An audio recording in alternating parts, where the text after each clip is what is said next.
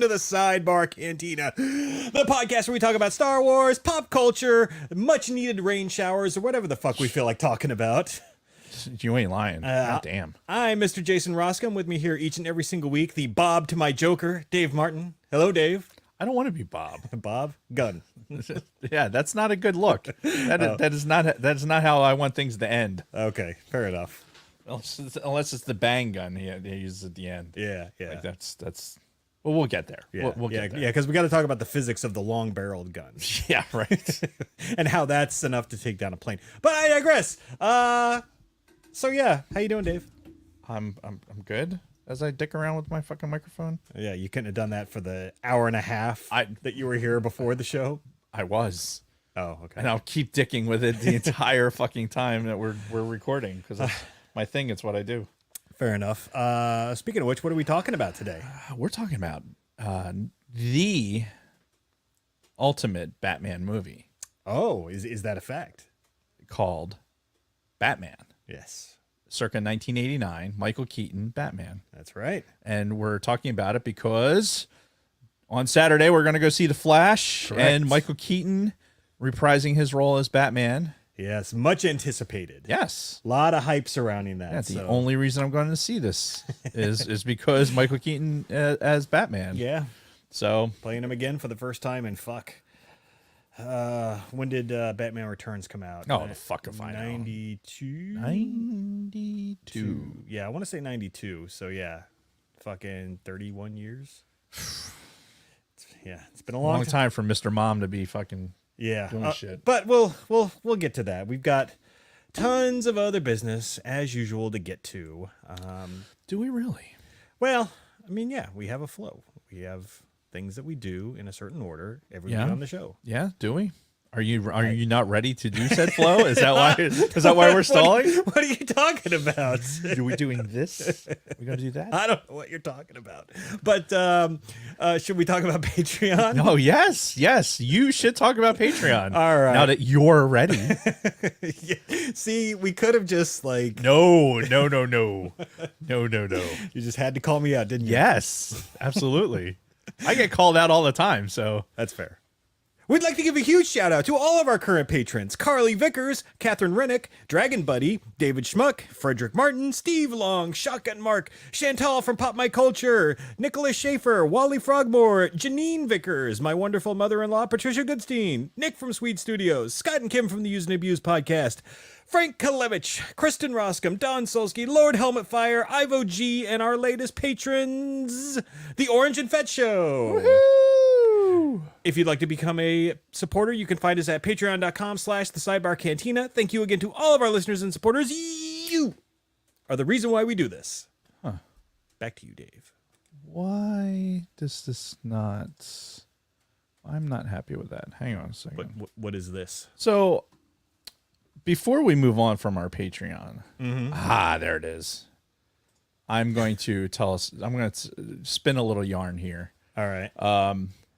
So today, while I was teleworking today, because we had windows put in, and so I got to listen to Sawzall most of the morning while I was teleworking. Sorry, I'm really distracted by the chat right now. They're talking about rolling around naked in Arby's sauce and Arby's OnlyFans. The chat is in a level of depravity that I'm quite impressed with. Yeah, like it started straight from the jump. Yeah, they come up with some of the most random shit too. I know it's spectacular. Good job, chat. I love it. Anyway, I'm sorry. Start over. So, I'm teleworking, right? I'm getting frustrated with work, like I do, even though I'm home, and my cousin Frederick Martin, Patreon supporter. That's right. That's right. He texts me, and he says, "Are you ready?" I didn't see it right away.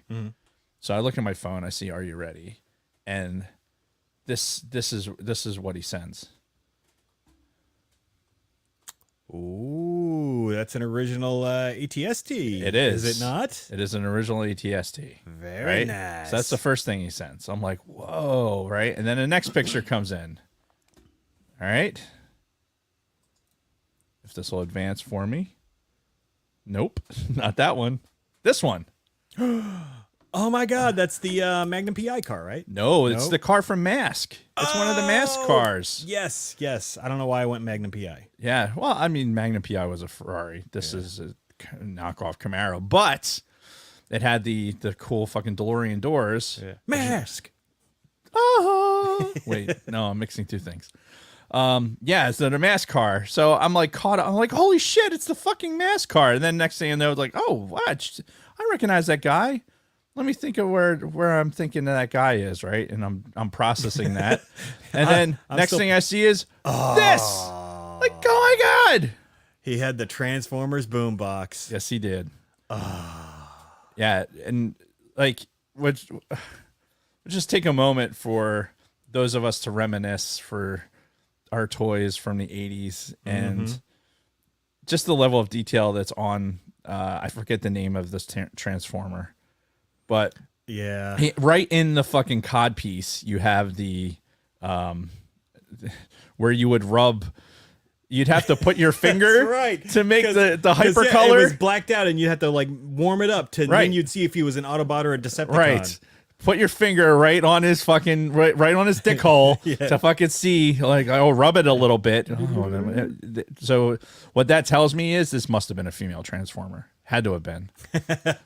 Put your finger in this spot and rub it a little bit to get it warm. Yeah. Then you'll figure out what it is. Yeah. That's why we're so good at fingering, ladies. Yeah. Just don't ask it. We're gonna leave it out. So there's that guy. Well, hold on. I'm still trying to figure out who Insect Guy is. This looks kind of like wannabe He-Man from outer space. Like, what is that? I don't remember. Huh. I was still trying to process that when this came up. Right. So then I'm like, wow, holy shit. And then a fucking here's a random He-Man with the fucking, that is not his original arm. Not the original arm because, when we play with He-Man, obviously, you can interchange the arms. Yeah, most of them, you could take the arms off and pop them back on. Right. But look at what good shape he's in. I mean, these guys are 40 years old. Yeah. Easily. Yeah. So, and he shows up and then, shit. that fucking random G.I. Joe paratrooper guy. Yep. Oh, it looks like he doesn't have his crutch. Once again, codpiece Yep. failure. We know how that goes. Yep. Right. And then we got here's fucking some more Transformers. Holy shit! This is the gift that keeps on giving. I know, right? All right. And then IG-88. holy shit! Right. This is like The OG. the OG IG-88. Yeah. And look, it's in pristine fucking condition. It's like it's been preserved. Yeah. In the attic of fucking it's like it's Pretty awesome. Indiana Jones reference here for some fucking archaeological dig. Yeah. And in this perfectly pristine attic. And then he fucking sends this guy. That's the original Vader. It is the original Vader. With the fucking slide out lightsaber from the arm. He's missing a couple pieces, but still, he's in pretty fucking good shape. Yeah, because you still have the coloring in his chest piece. Yeah. There. Yeah, you still got the coloring in the belt. He's got his head.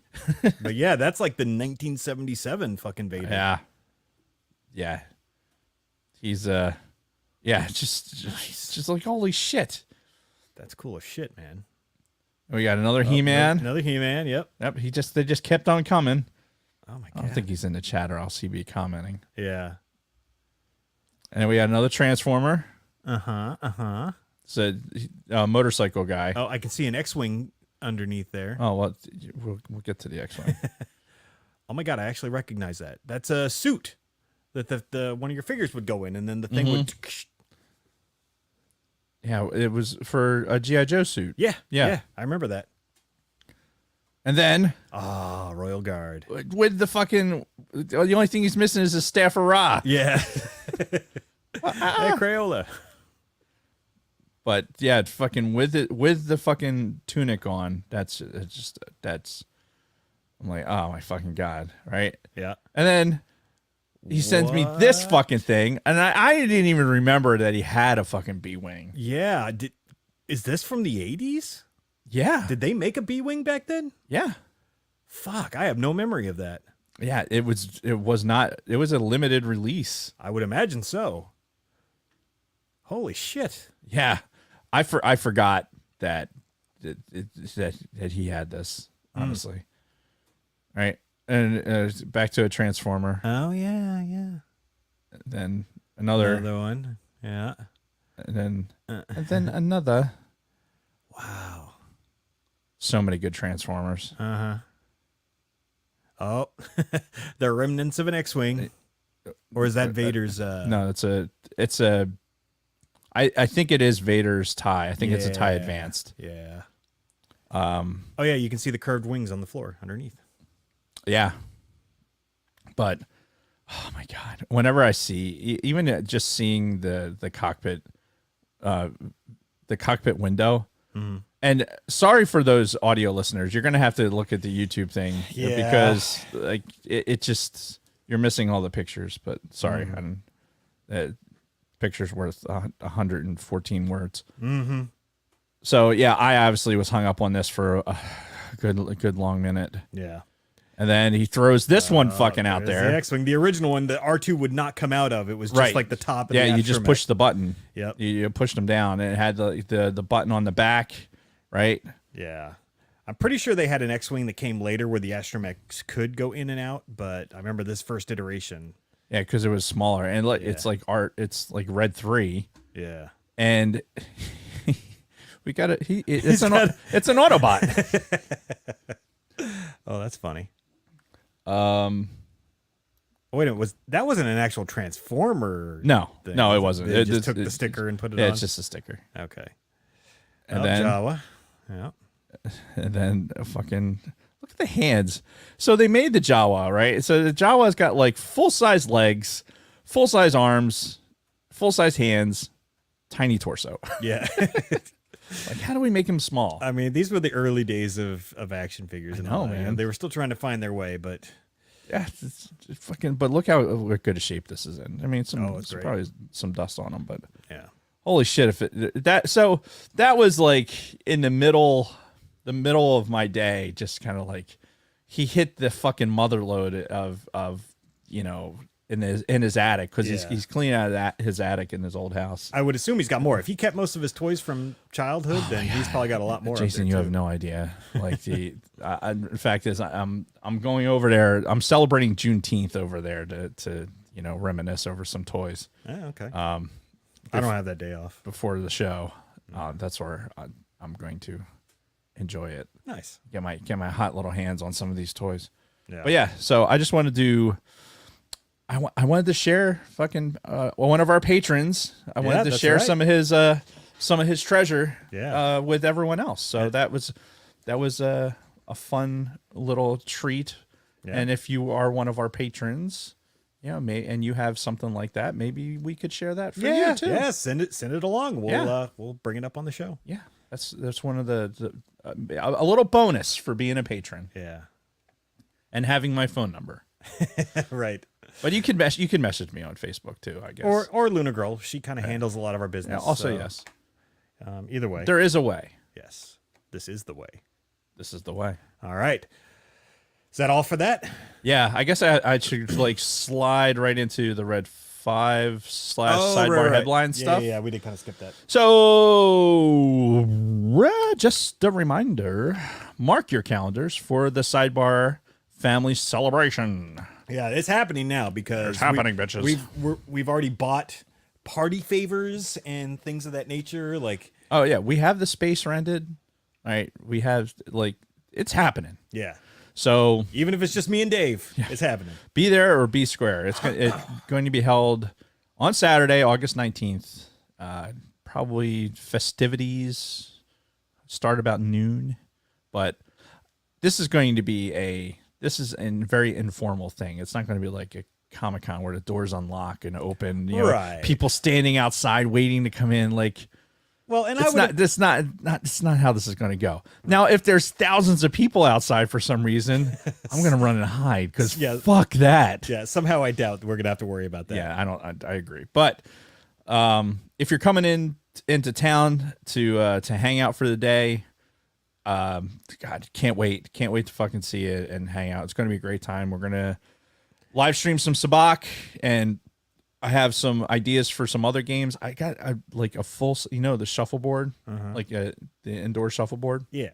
With the, the dirt and where the sand you put on the. I don't like sand. It gets everywhere. Yeah. It's so fine too. The sand they use on the shuffleboard tables is so fine. But yeah, we have a fucking legit shuffleboard table in there, so I'll probably get that opened up, so we can maybe do some of that if people are interested. Yeah, and we've got all kinds of like Star Wars themed board games we can play. I got the Star Wars Risk that I've never busted open before. Yeah, so there is all kinds of stuff. We're gonna live stream throughout the entire day, either with us. I know the Escape Pod guys are scheduled to come, so hopefully they'll get a show going, and then we'll just it's going to be great. So we're going to have a lot of our Sidebar family there. Obviously, I know patrons are going to be there. I know Frederick is going to be there. Oh, is he? He is committed. Oh, very nice. So he said he would help us get set up and everything because he does live very close to there. So that'll work out great. And I would go ahead and extend the invitation to our patrons. Well, of course. Right? If you're listening to this, honestly, it's a Sidebar family celebration. Like anybody listening is invited, I think. Yeah, if you're listening to this, because we know realistically, most people won't make it. But right. Oh my God, I foresee like. Anyway, we'll see what happens. Dave's freaking out. You might want to just show up just to watch Dave fucking lose Dave's it. head explode. Yeah. Dave's can't be, and Dave's not available at the moment. He'll be remoting in to his own party. I can unlock and lock the doors remotely. Yeah. Yeah. If you're a patron, if you're a fan of the show, we really want to see you just to hang out, and we'll have a good time. We're gonna bring parts of the show with us from the studio because getting a bunch of people into the studio is just not gonna happen. Yeah. It's just. It was great having Don and Brady here for the episode 100, but it gets crowded in here. Yeah, and it gets hot. Yeah, it does. Coming in hot. Yeah, so like any more than 4 people in here, and it's just not a good situation. So coming in hot. Anyway, Jason, Kristen, and Luna Girl met up on Saturday, and we're talking about this all over coffee and cookies while Dragon Bud, RSVP Luna Girl, and at the Sidebar Cantina. She did not finish that sentence. Well, yeah, like that was the first thing I was going to talk about for my you can week, still talk about it because she never finished that sentence in my notes. All right, fair enough. RSVP Luna Girl at the Sidebar Cantina on Instagram or at Sidebar Cantina on Twitter to let us know if you're interested. Stay tuned for details. The details are this. It's August 19th. By hook or by crook. Kicking off around noon. There'll be food there throughout the day.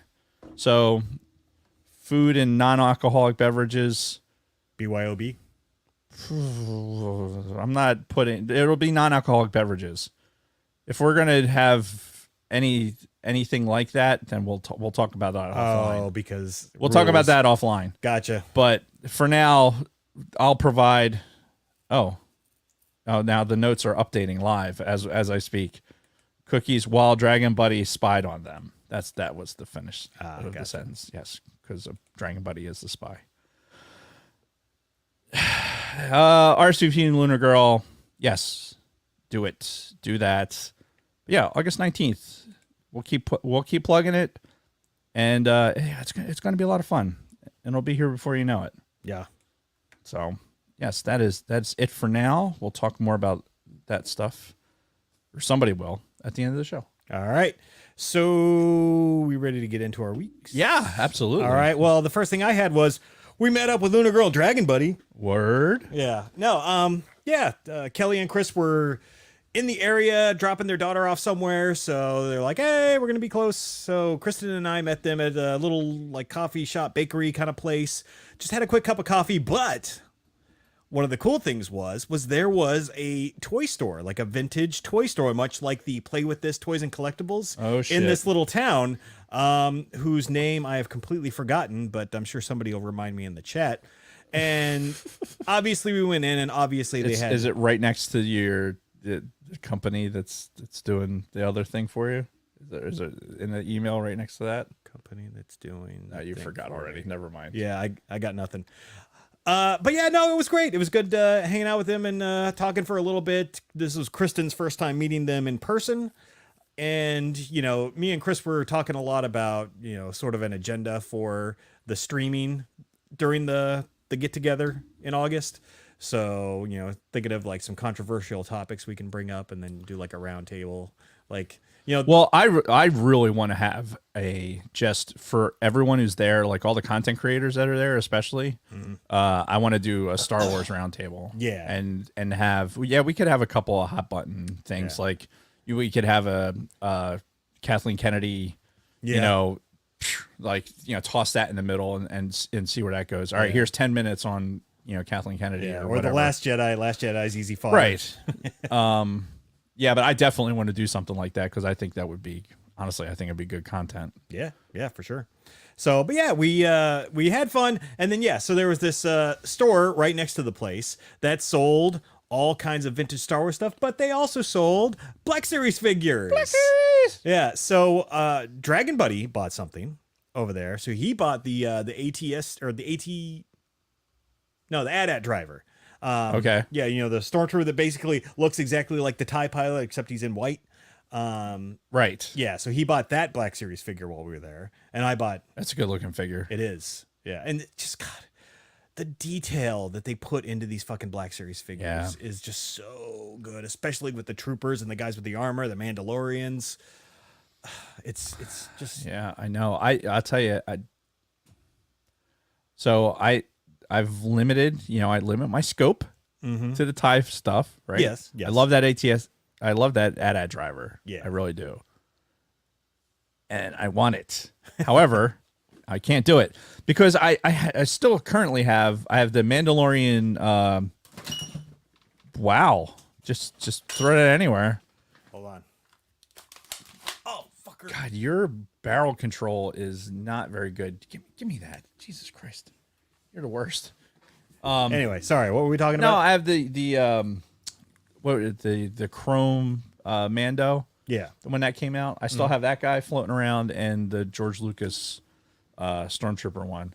I have nowhere to display it because it doesn't fit with anything else that I have. Right. And it's like, God damn it! Why do I have this? It doesn't fit with what I'm doing. I don't want to get rid of it. It's just the worst. Like that guy. I have that guy. Yeah, that guy. The carbonized. That's what I was looking for. Yeah. So anyway, had a good time with Lunar Girl and Dragon Buddy, and have a whole bunch of additions to the Sacred Jedi. Which, by the way, Kristen, check the mail, see if FedEx came. But in the meantime, I bought some. I'm scanning. All right. See, I'm scanning with my eyes, not with my barrel, Jason. Jesus Christ. All right. Well, I bought at this store in Pittman. I bought a Black Series figure in the package, which was the Imperial Jump Trooper. All right. He's an old school guy. I don't even know what this is from, but he's badass looking. Oh, look at that. Oh, what is he from? I don't know, because this is the old school packaging. So, like, it's not like when they started doing the gaming grates and all that. Because he's got he's. Oh man! Don't worry, Sad Monkey. We're gonna get there. Oh, that's awesome. He's got a nice clean patch on his shoulder, like a. He's got like a patch, and then he's got the like the air tubes and shit going in. Damn it! Where did we see him? He's got to be from a game. My guess is The Force Unleashed, but I don't remember. It might have been a Force Unleashed. Yeah. So anyway, that was the first. So we gotta keep moving this along because this is one of many this week. Then I bought 4 loose Black Series figures because they had a bunch of loose ones too. And you weren't talking. You weren't kidding when you said lack of self-control. What is a Lucy? So first I got this Sith Jet Trooper. So if you remember from Rise of Skywalker, we had the red Sith Troopers. That's the one that had the fucking rockets that you saw for like half a minute. during the final battle with the sequence. gun. Nice. Yep. And obviously, you're not going to keep this not in the package. Oh yeah, no. These are all That's gonna get they're open. going on display along with my second Oh, now Sith Trooper awesome. that's going to be loose. So Is he going to be in formation with his buddy over there? yeah, probably.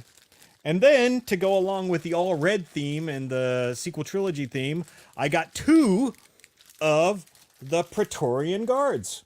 I got the guy that's got the staff thing, and then the guy that's got like the 2 like katanas type thing. So yeah, 2 of the Praetorian Guards. Here, that's going to fall. That's fine.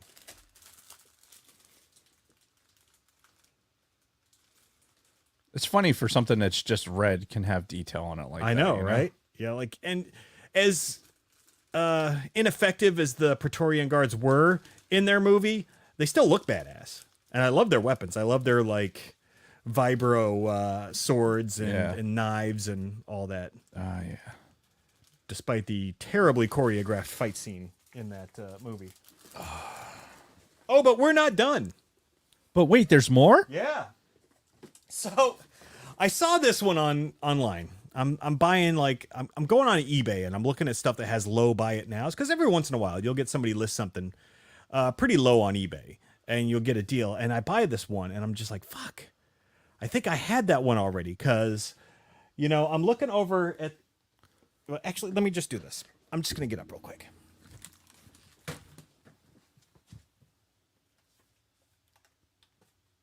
I know, riveting.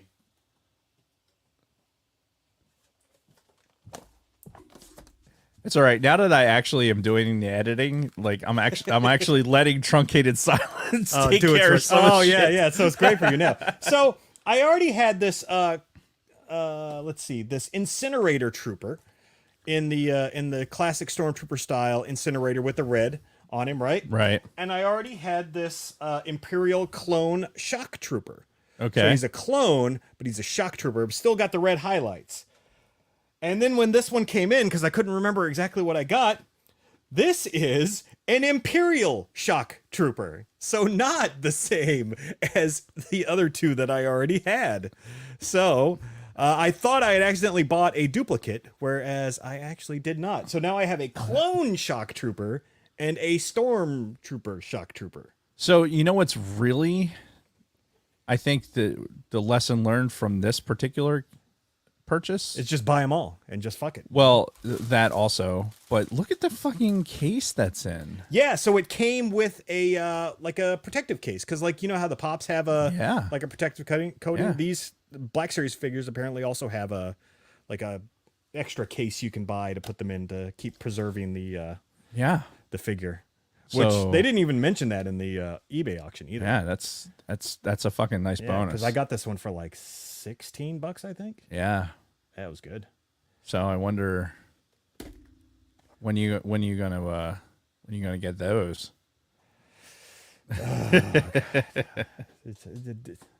To be continued on that one. Look, I know the struggle, because I bought a gross of the ones to protect the Pops, and Right. I got like a third of the way through, and I'm like, God, fuck, it's expensive and exhausting. Yep.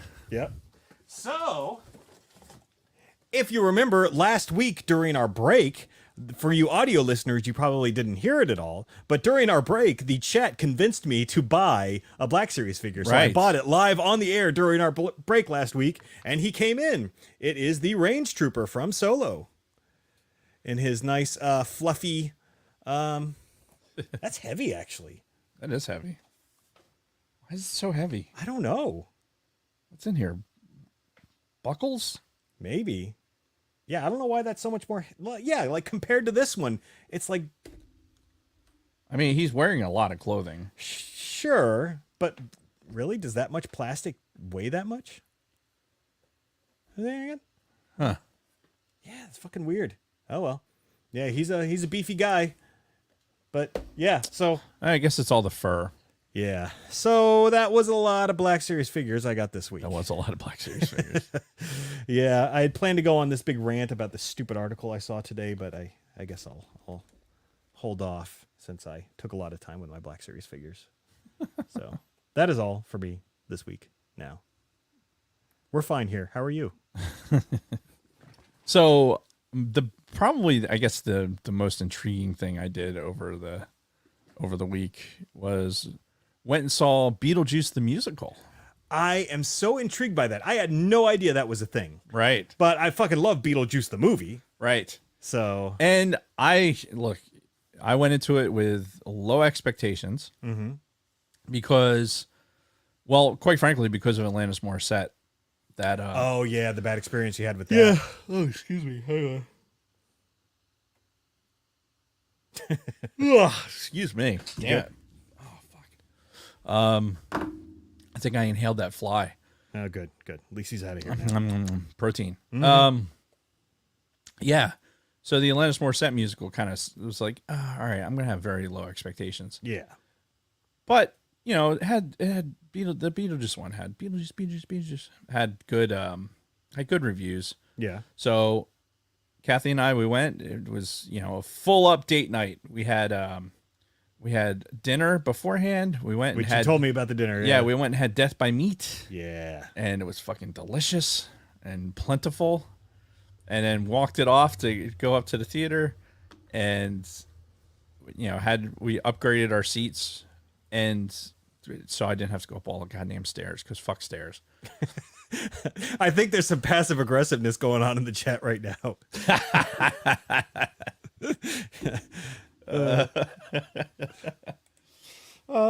Sorry guys. Yeah. Do you want to fucking get a nice gift for your wife at some point? Yeah.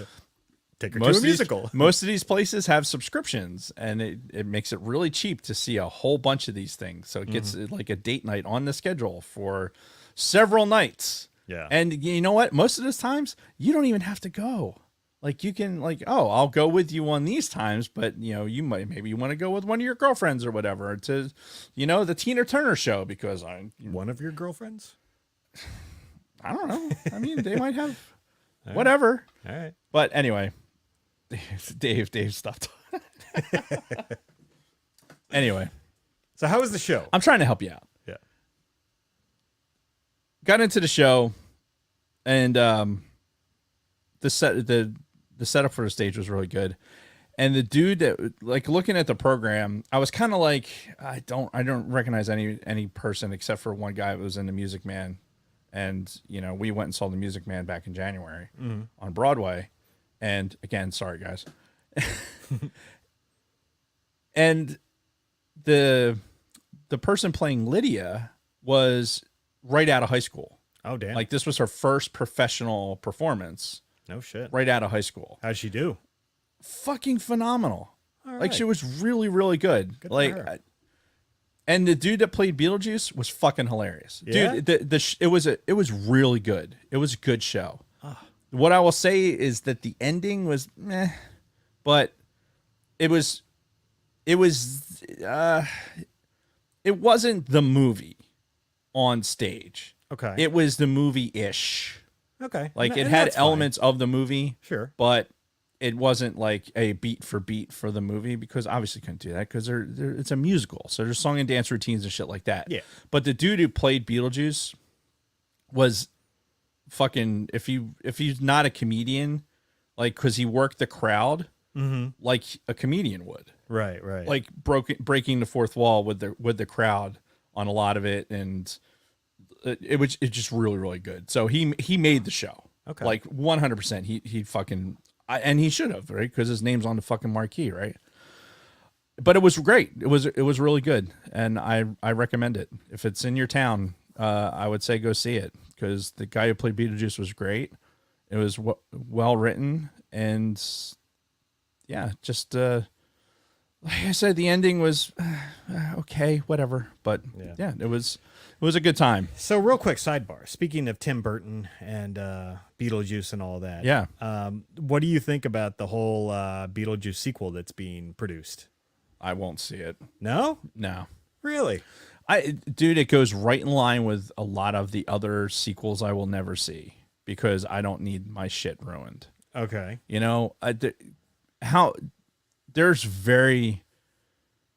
The successful sequel like that is the exception to me. not the rule. Okay. And I just don't see them striking that oil again. Yeah. I just don't. Okay. Yeah, I'm definitely intrigued. It's something I could potentially see when it comes out, but Yeah, what made Beetlejuice funny and seeing it like when we were younger, like, okay, saw the movie a bunch of times, whatever, hadn't really watched it recently. So when I saw it in the theater and like the jokes and stuff like that, that was funny. Yeah.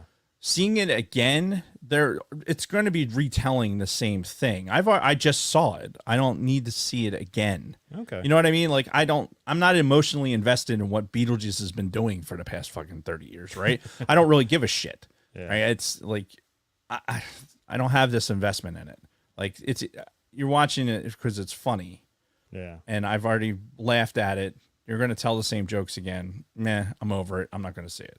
Okay. But for this performance, it was good. Right. I enjoyed it. Fair enough. Moving on. The other thing I did was I fixed some shit this weekend. I built some shit and I fixed some shit. And I think I talked about this last week. I can't remember, but the joy of actually like building something, like putting something together, and actually like fixing something that's broken.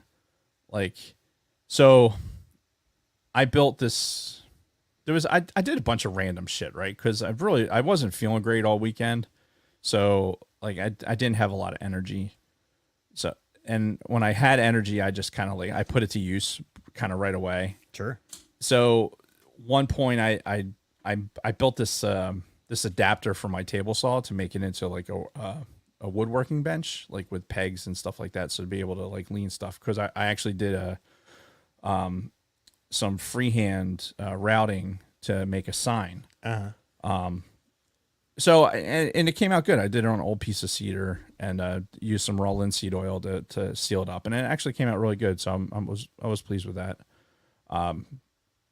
And so I did all that stuff. And then I was like, okay, I have this vacuum cleaner that it fits with my battery system, right? Guys who know tools here, I'm going to save myself from all the musical talk.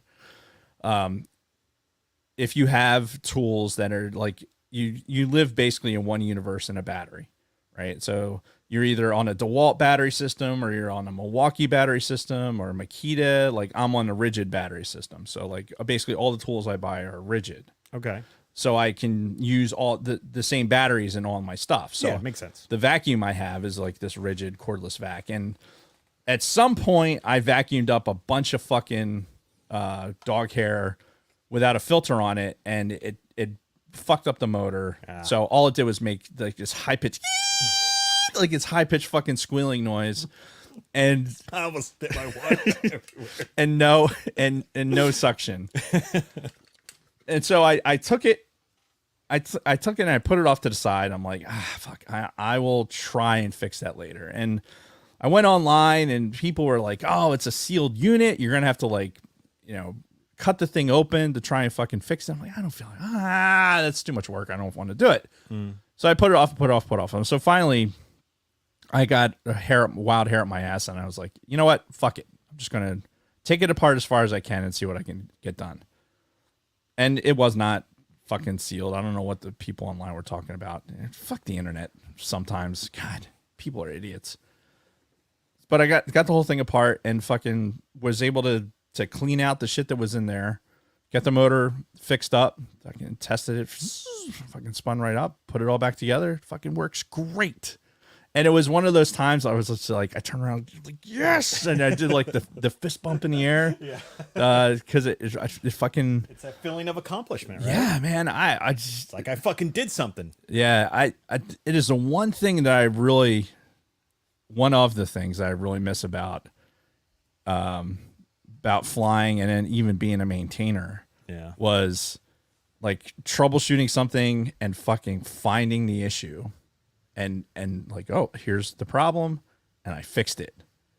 And then like, oh, now it fucking works. Yeah. Because I found that problem and I fucking fixed it. But that's goes right along with your personality anyway. You're the guy who wants to always fix things. Yeah, be it personal issues or physical. This is true. Things. This is true. So but not everything gives you that level of gratification though. Like turning on a switch and then something suddenly works when it didn't is just, there's something so gratifying about that. Oh, I believe it. And unfortunately, it's a fleeting moment, but it's nice to have that moment nonetheless. So, yeah, I that was, again, encourage people, go out and fucking tinker, build Legos, do shit like that, do something that can exercise that part of your mind, because it's important. Go do Minecraft. Yeah. You know, because Minecraft is great for that. You know, you don't necessarily have to have space or spend a bunch of money on Legos or tools or anything else. You can do all that shit virtually and create something that's pretty amazing.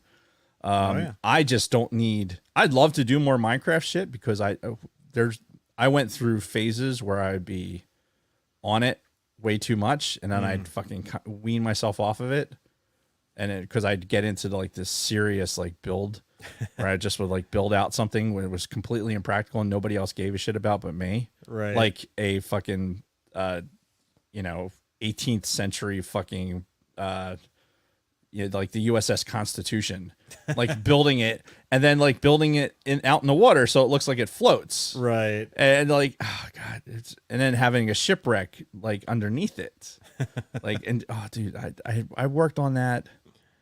I think I worked on it for like a month and a half. It was 2 trips, Yeah, that I worked on it, because at the time on our EFBs.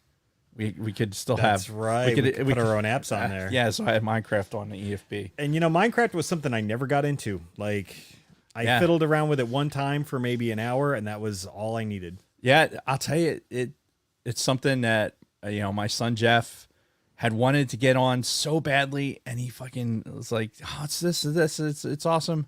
And I was like, "No, that sounds lame, like that, and you want to spend money on it," and I'm not going to do it. And I resisted for a long time, and then finally I relented. And then once I relented, I'm like, what was I worried about with this fucking thing? This is great. I should have let him do this shit fucking 3 years ago. It's virtual Legos. Yeah, exactly. So anyway, I say that it's a way to exercise your brain and build shit. Yeah. And you can make circuits and computers and shit in Minecraft too. So Can you? yeah. Jesus. Yeah, you can do, like, you use redstone, and you can actually make circuits to have like basic with computers, electricity flowing and everything. Wow. Yeah, it's pretty cool. I like that. Yeah, sidebarring. One of the things that Rick found in his attic treasure trove was one of those old like Radio Shack. The circuit boards. Yeah. Like, oh man, those things were the best. Yeah. Like how to electrocute yourself as a small child with basic electronics. Like, yes, this resistor seems like it should go here. Sure, why not? Oh, nope. You did it wrong. Yeah. I was reading it upside down.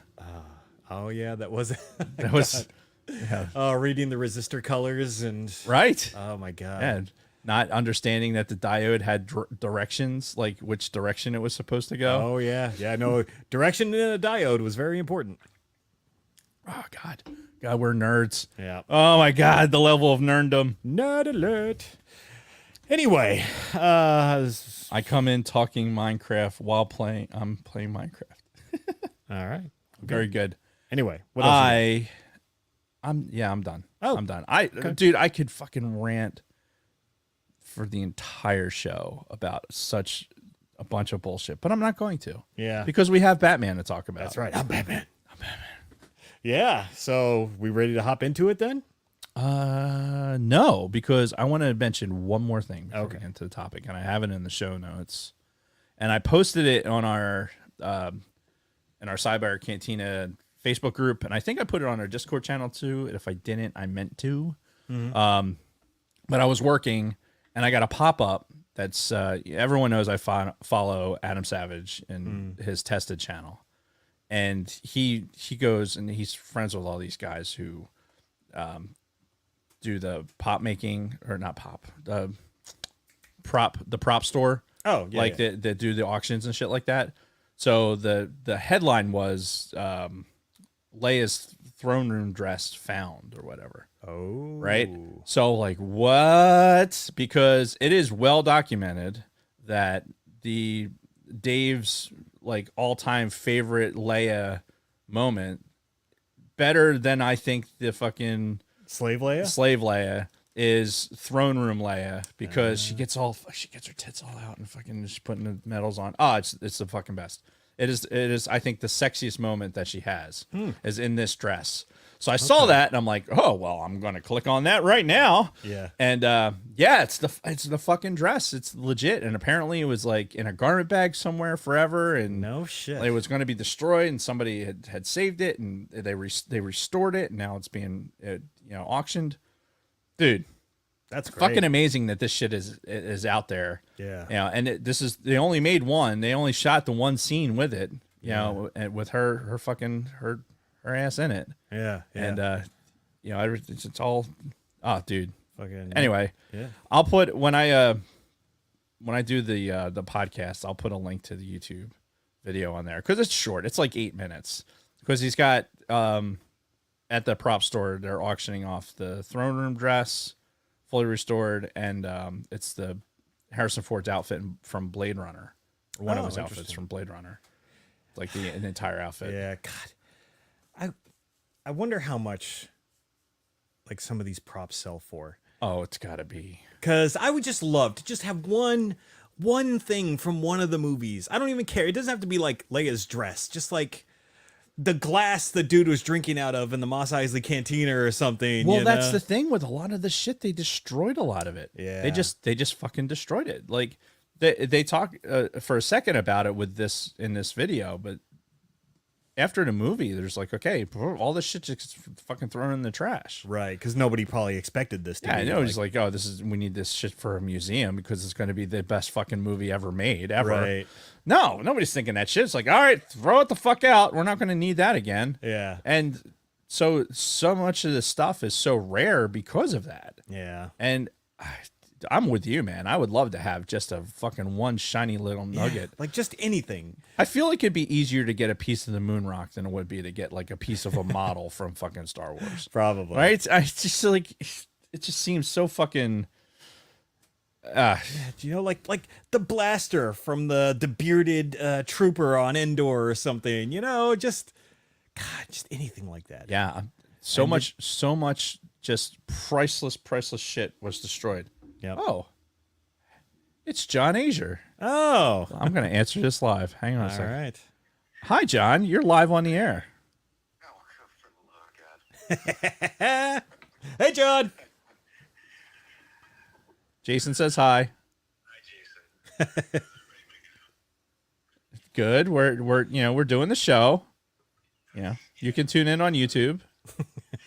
And hear yourself. No, nobody wants to hear me. So, that's no problem. All right. Well, let's put a pin in this. All right. Okay. And hit me up later on, and we'll talk USS Arizona and Diamond Head and all things Hawaii. Ah, roger that. All right. All right. Guys, have a good one. All right. Say, John. See ya.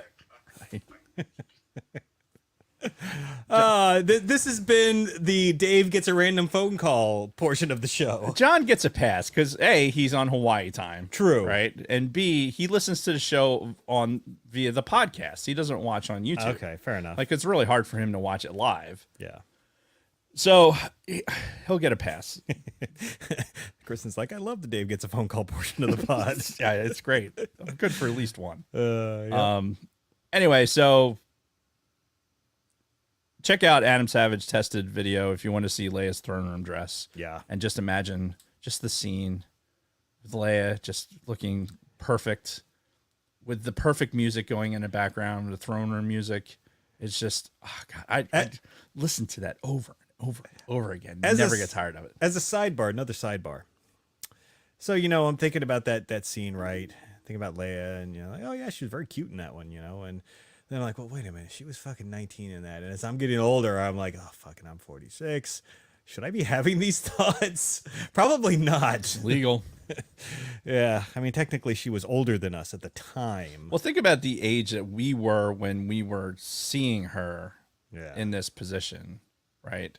You say that so like salaciously, just in this position. Because like for me, this was like this was early Dave loin movement is associated with Leia in this particular dress. I gotta say, I think that there's something to be said about the sexiness of her in Empire, like from the Hoth scene on, like when she's in like the full Hoth gear, you know. Right. I don't know. Yeah, I like it's it's probably a very it's probably a bold statement to make, but I just don't think that Slave Leia is the sexiest fucking Leia that's out there. Just don't. I don't know. I think maybe I'm just thinking more from the just like she ain't taking shit from anybody. She's very aggressive, very just not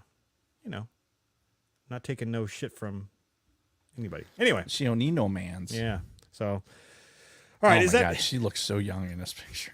Oh my God. from the throne room? Yeah. Yeah, she's 19. That's why I'm like, am I a perv for thinking she looks good in this? But remember, Probably. like I was 6 years old when I saw this for the first time. So is that really that bad?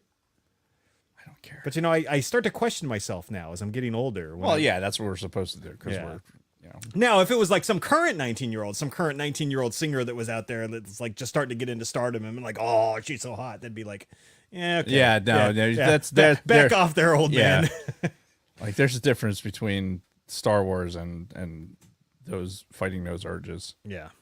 So anyway, this is Hang on, I'm going to share my screen real quick. all right. Just because we need a visual. I've been talking about it, and now we just need a visual. I'm just, You pick the picture where she's turning away. Well, yeah, you get the nice side profile. Oh, I see what you're looking at. Yeah. Anyway, all right, let's get on with the show. All right. We're talking about Batman, not Princess Leia. All right. I'm Princess Leia's dress. Yeah. So Batman 1989. Again, Darkness. the reason why we're talking about this is because we've got Michael Keaton reprising his role in The Flash as Batman. So we figured we'd go back to Batman 89, take a look at it from a 2023 perspective, because I've got a long history with this movie, as I'm sure you do too, but I haven't seen it all the way through in a long time. Yeah, it's been a same. long time since I've watched it start to finish, probably since my oldest son was like 4 or 5 kind of thing, because I remember watching it with him once. So we're still talking like 15, 16 years ago. Yeah, easily. Honestly, I think I'm in the same boat. Yeah.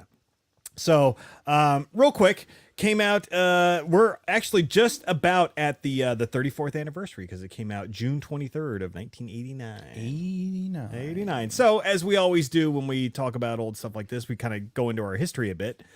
For me, I do remember I saw it in theaters when it came out, and I'm 90% sure I saw it in a drive-in movie theater. Okay. Because, when I was that age, that's where we saw a lot of our movies, because we had the double drive-in movie theater in my hometown in Bakersfield, and it was fucking awesome. But it was also cheap, you know, because like my best friend Rob, his parents would load us and them in the car, and we'd fucking drive, and you paid like $10 per car or some shit, Right. and you got to watch 2 fucking movies It back was to back. it was definitely a cheaper movie experience. Yeah. And it was more accessible because you get a whole family in there for so much cheaper. Yeah. So I'm pretty sure I saw it in the drive-in the first time, and my family bought it on VHS as soon as it came out. This is one of those VHSs that was really hyped when it came out. Yeah. Probably came out like December time frame of that year, if not later, because this was also a time where shit spent like a year or more sometimes before it would come out on video. Yeah. And even then, it wouldn't necessarily be out to buy. You could only rent it.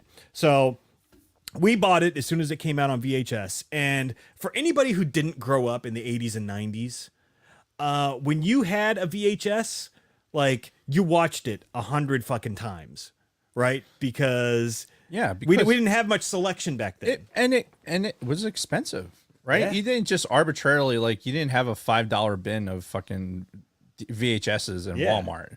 I mean, at least I didn't. Right. So when you bought a movie, like you were buying it because, hey, we're going to watch this over and over and over again. Yeah. That's the whole reason for buying it. Yeah, and of course we did. We wore this fucking VHS out. And it's so funny too, because I went back and forth from like loving it to not liking it so much back then. Though I watched it a fucking million times. Right. And we had this thing in my middle school, the year this came out. They did a poll where where It's been a minute. I know, where they asked all the students, like this like big organization, it's the Kids Choice Awards kind of thing, and they asked all the students like questions about their favorite movies and TV shows that year. And I remember being in class and the teacher was like, "Okay, kids, what was your favorite movie this year? Was it Batman?" And certain people raise their hands, or was it this, or was it that? And she'd tally it up and they sent in the fucking results. And then like 3 months later, we got the fucking results back. Fucking the number one most loved movie was Batman 89. The number one most hated movie, Batman 89. Yeah, because I remember half my class, the kids raised their hand when they asked the favorite one. And then when they came to least favorite, half of them raised it for fucking Batman again. So just weird. Some of the things that I remember too. That was just like a random fucking thing. But I thought it was funny that Batman won the most liked and most hated movie of that year. And we're going to get into some of the controversial aspects of it, at least things that were controversial at the time. And for this most recent viewing, are you okay? No, What's wrong? I'm not. Something in the chat? Yeah. Oh, okay. Dave was just sitting there like wide mouthed. It's very distracting. Bold take. Yeah. So, what is it? I don't know. Okay, interesting. We can discuss that at another time. All right. So anyway, saw it on HBO Max this last weekend. Okay. To rewatch it, but it's not HBO Max anymore. Now it's just Max. They took the HBO part out of it. And Why? I don't know, but get this. We had to fucking download a whole new app on the fucking Apple TV to watch this thing on, not HBO Max.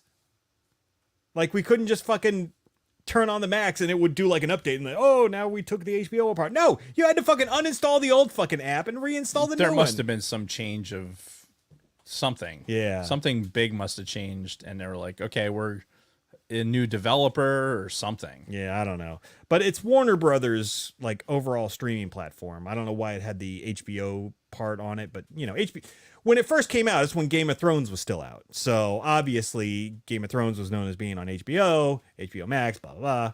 Okay. That's my theory.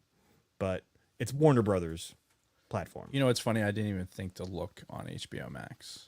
Yeah, Or it's Max there. or whatever. They have every Batman movie on there. Okay.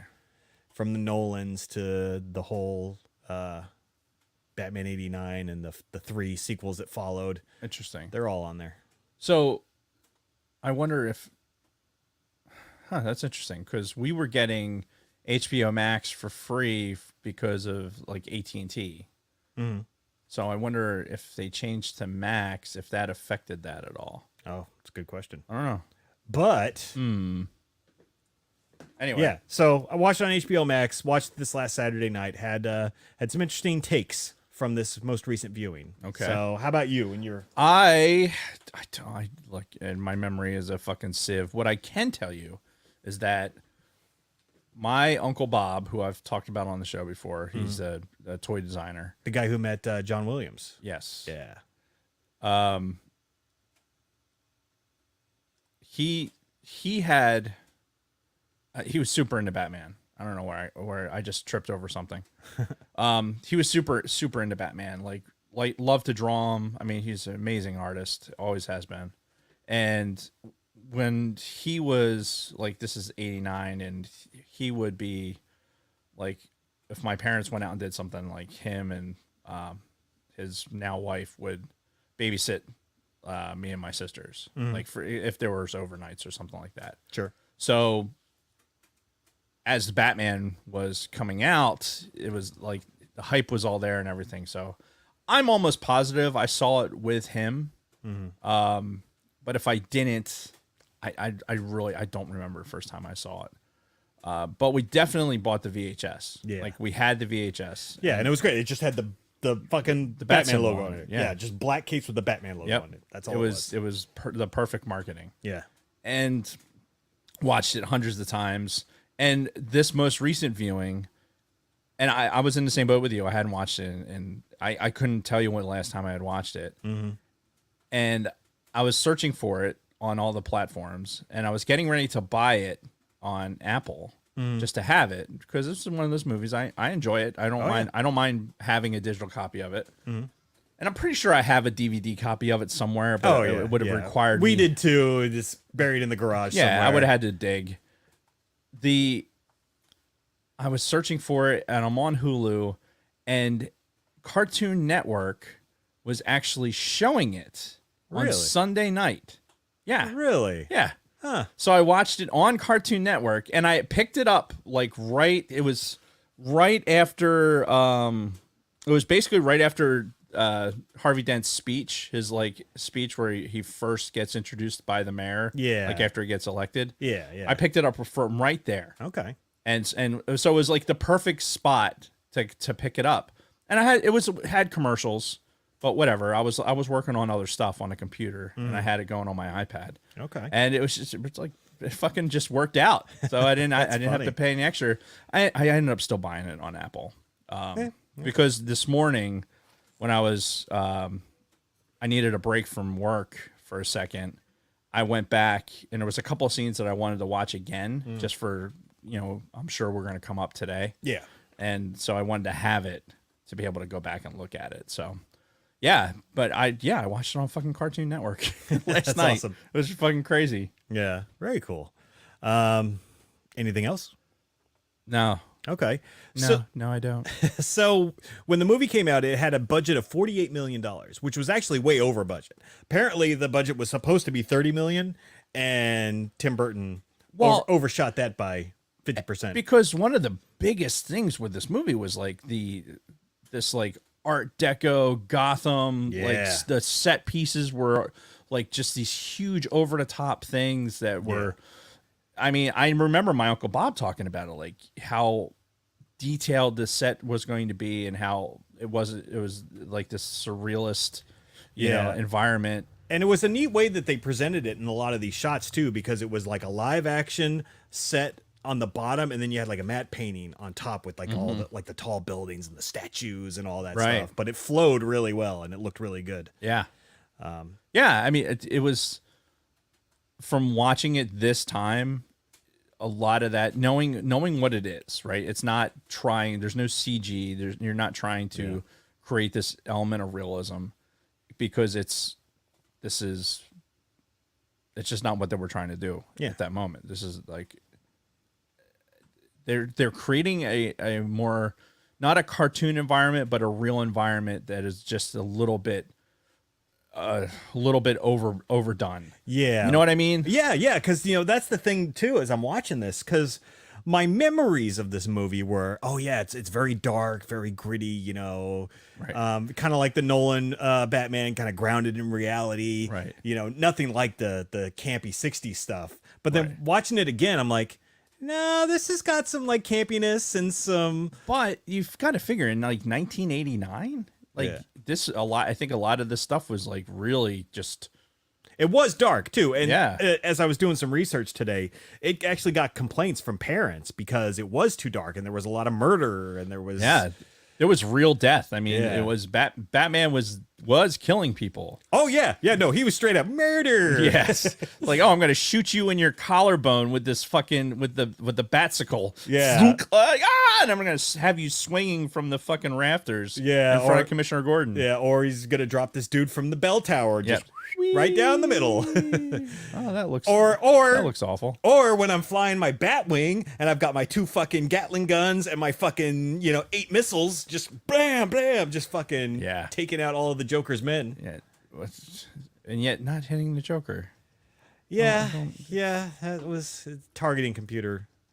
Right, Kind of failed him at that one. Well, I mean, targeting computer and or giant binoculars that he put up to his face. True. Yeah. Like, I don't know how you keep those steady. No, It'd no. be like a tank optic where it'd have to have like the steady. We'll get there. Yeah. That's towards the end. That's towards the end. Yeah. Let's not shoot or watch just Yeah. yet. So anyway, it had a big budget for the time, but it ended up making well over that. It ended up finishing its box office run at $412 million in 1989 dollars. Right. At the time, it was the 5th highest grossing movie of all time. So, you know, a movie that kind of exceeded all expectations, became one of the like biggest fucking movies ever. And I'd say you can add this to the list of movies to credit the current state of film, for better or worse, you know, because it was that summer blockbuster superhero movie. Yes, we had gone to some superhero movies before this with like the Superman movies, Right. But this kind of took them to a whole new level and a whole new level of seriousness. Yeah, That- it was different. Yeah, It was really different. And oh, go ahead. No, I was going to say, because right from the, like you talk about the casting, which we're kind of segueing into, when you have Michael Keaton as Batman, who's pretty well known at this point. Yeah, And yeah. fucking Jack Nicholson, who's obviously is a fucking pretty legit actor. Yeah, world-renowned actor. Yeah, you got two well-known actors playing the leads. You have star power that's in there, and I'm not gonna lie, I was really impressed with the writing throughout this. Yeah. You know, and even watching it, there was a couple moments where I was like, okay, it kind of like maybe lulled us for a second here, but based on the time that it came out, I'm like, God damn, this is actually really well written for a fucking superhero movie. Yeah, Like, yeah. To me, it spoke better than a fucking Avengers movie. It just did. I well, mean, and I think we're looking at a very different style of movie too, because the Avengers is just this big, boisterous, just over the top effects and everything else, and just not much like really at its core. Where this is, you know, it's an origin story of Batman, which we've seen before, but I think it was told in a much better way than most of the other Batman origin stories that we've seen since have been told. yeah, and to that end, I think, you know, I think every Batman that has come out since, we just keep getting this regurgitation of the fucking Right. the same origin story. Right. Well, and, you know, it became a running gag. You know, it's like, oh, we get to see Bruce Wayne's parents get killed again, you know, in every fucking iteration of Batman. But with this one, it wasn't, you know, Wayne's parents getting killed, whatever. This one, it was more that Bruce Wayne wasn't like everyone wasn't in his fucking shit. Right. Right. Bruce Wayne wasn't Donald Trump. No. Basically, like, because in every other circle, like the Wayne Foundation is fucking running everything, and, you know, or his parents were like running the town, and when they got killed, and it just turned into all this thing.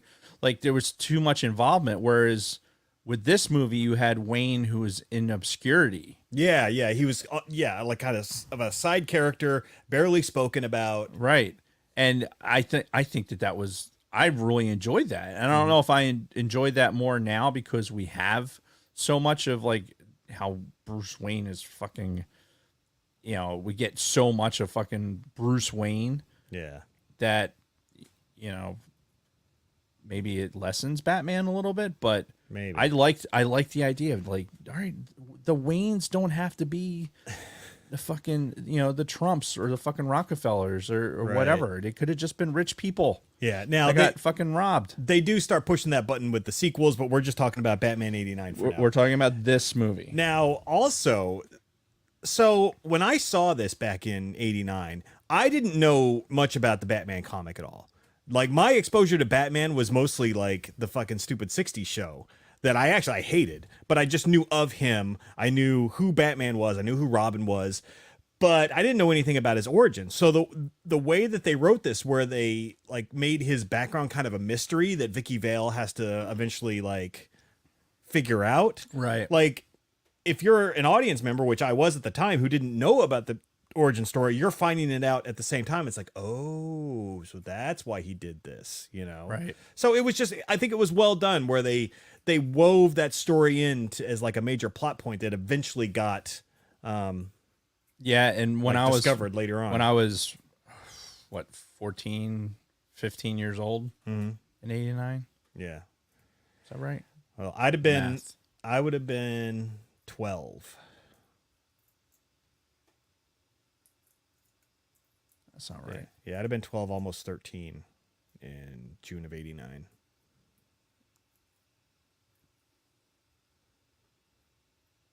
Why can't I do math? Well, you're 2 years older than me, right? Yeah. Yeah, so Yeah, so you'd have- 15. Yeah, Yeah, you'd I have was been 14, almost 15. 15, yeah. You'd have been 14 because your birthday's in October, right? Yeah, whenever I would have saw the movie, Okay, I would have been yeah. like Close to 15. right around there. Yeah. So this would have hit my attention span pretty easily Yeah. for tracking purposes. And that's where I was trying to go with that. Like, how old was I? Like was my ADHD as bad as it is now? I would hope not. When you were that young. But who the hell do I know? You'd be surprised. So let's talk about some of the casting. You briefly touched on it. Like, obviously, if you go back and read the headlines and listen to the people at the time, like Michael Keaton was such a controversial choice for Batman at the time. Right. Because, he was a comedic actor mostly. Like, I knew him mostly from Mr. Mom. Right. Night Shift. I fucking loved Night Shift. That movie was like one of my favorite movies in the 80s. Mr. Mom, yeah, The Dream Team, Beetlejuice. Like, he had just done Beetlejuice the year before. So I think he was probably already cast as Batman by the time Beetlejuice came out. But, well, he would have had to have because it was just a year before. Right. But anyway, so he was not known to be this, like... Serious, like stunt-driven kind of thing. Yeah. Yeah. I honestly, Beetlejuice, yeah, but Mr. Mom was one of those movies that I saw way too many times as a youngling. I just, because I didn't understand all of it, Right. but I watched it a lot because we had it on VHS. Oh, yeah, same. And it was just like, Well, because they played it all the time in syndication, too, so you could always see it on, like, a Saturday afternoon on TV. But, yeah, Mr. Mom was crazy. But one thing that I noticed this viewing was they did not even try to cover up the fact that Michael Keaton is fairly short. Like, I think he's only like 5'8", 5'9", something like that. And, like the guy who played Knox, like fucking towered over him. Right. And, nowadays in Hollywood, if this is your top star in this movie, your main character, you're not going to let him be shorter than all these other people. Like, Right. it's the Tom Cruise effect, right? Exactly. I was just thinking that. They put fucking Tom Cruise on a box anytime he's got to have a scene with Right. another person. or you shoot him like, at an angle that it favors his height. Yeah, exactly. So, but they made no attempt to like cover up Michael Keaton's height in this, which I thought was interesting. Yeah. Because you don't see that nowadays. And And we might even see it in The Flash. Like them, adjusting his height for the movie. So that'll be that's something to think about. Yeah, that'll be something to keep an eye on. Damn it! Now I have that in my head. Yeah. I can't just watch the movie. Sorry. I'm going to see how tall is he. Yeah. But I mean, going back to like his performance as Batman, I thought he was great back then. I still think it was great today. I have no issue with it. Now, I'm not even going to get into who was the best Batman at this point, but I feel like he was great for this movie. I think you have to, like, for this movie given this time, I would agree. I think you pick somebody that had. What are you looking at? Oh, I thought that was you making all that noise. I thought you were playing with the gun under the table. No, it's the rain. Yeah. He had some range that you could rely on as for his acting ability, even though he's a comedic actor. Yeah. And honestly, like it was this. There wasn't. You didn't have a fucking dozen Marvel movies. Yeah. To measure against, right? You weren't taking, like, maybe you looked at this and going like, okay, what am I going to compare it to? Superman 4? Right. Like, I mean, what are you going to compare these two things to? Is because it's such a different character. It's you had the 60s Batman, the Adam West Batman, and it was very plucky, the way the characters were and everything else, it was a kid's show. Yeah. Right. And it was always meant to be a kid's show. Whereas this was never meant to be a kid's show. And for 1989, they exploited that fact. Yeah. They had sexual overtones that were probably pretty risque in 1989. Yeah. Well, I mean, he bones Vicky Vale on the first date. You know? He gets her drunk. He's sober. She's drunk. And You're he's not like, even anything. And now I'm gonna plow you on the first date, and then kick your ass to the curb. Yep. And I'm gonna call hoe removal in the morning, and then your ass is gonna be gone. Yeah. I've got some things to say about Vicky Vale. She's batshit crazy. No pun intended. No. Yeah. Like she's insane. Yes. Like literally in this movie. Yeah. Like she's like unhealthy obsession with Bruce Wayne, kind of thing. Well, I mean, all right. Let's talk about Vicky Vale just for a second. Okay. All right. Let's open up this envelope here. Okay. All right. She shows up. Actually, I want to talk more about Knox. Oh God, I've always hated fucking Knox. I hated him as a kid. I couldn't stand him watching it now. So I actually appreciated Knox more on this viewing. Really? And the parts that I rewatched, I was rewatching Knox. Mm-hmm. When I didn't like Knox was like more, I don't know, there was a couple times where he's like kind of fussing over Vale, but the times when he's quick with like cracking jokes and stuff like that, like the wit and some of that other stuff, it's not really, it wasn't out of place. It was just like, hey, this guy's just so fucking wise ass. Yeah. And I just thought that humor and the way he played it, I actually thought it was pretty good. Yeah, maybe when he was actually doing his job and he's he's standing there out with the reporters and he's busting balls with the fucking new guy who's taking over Grissom's thing. Yeah, Vinny. Yeah, that sounds great. Yeah. Yeah. I'm sure you have something to prove it, right? Right. Oh yeah, absolutely. Yeah. Before the pen is mightier than the sword. Yeah. Which, by the way, fucking sidebar, but relative sidebar. This is fucking how many of these lines did you start fucking recalling? Oh, as you were watching, I'm like, holy fuck! I remember this entire movie.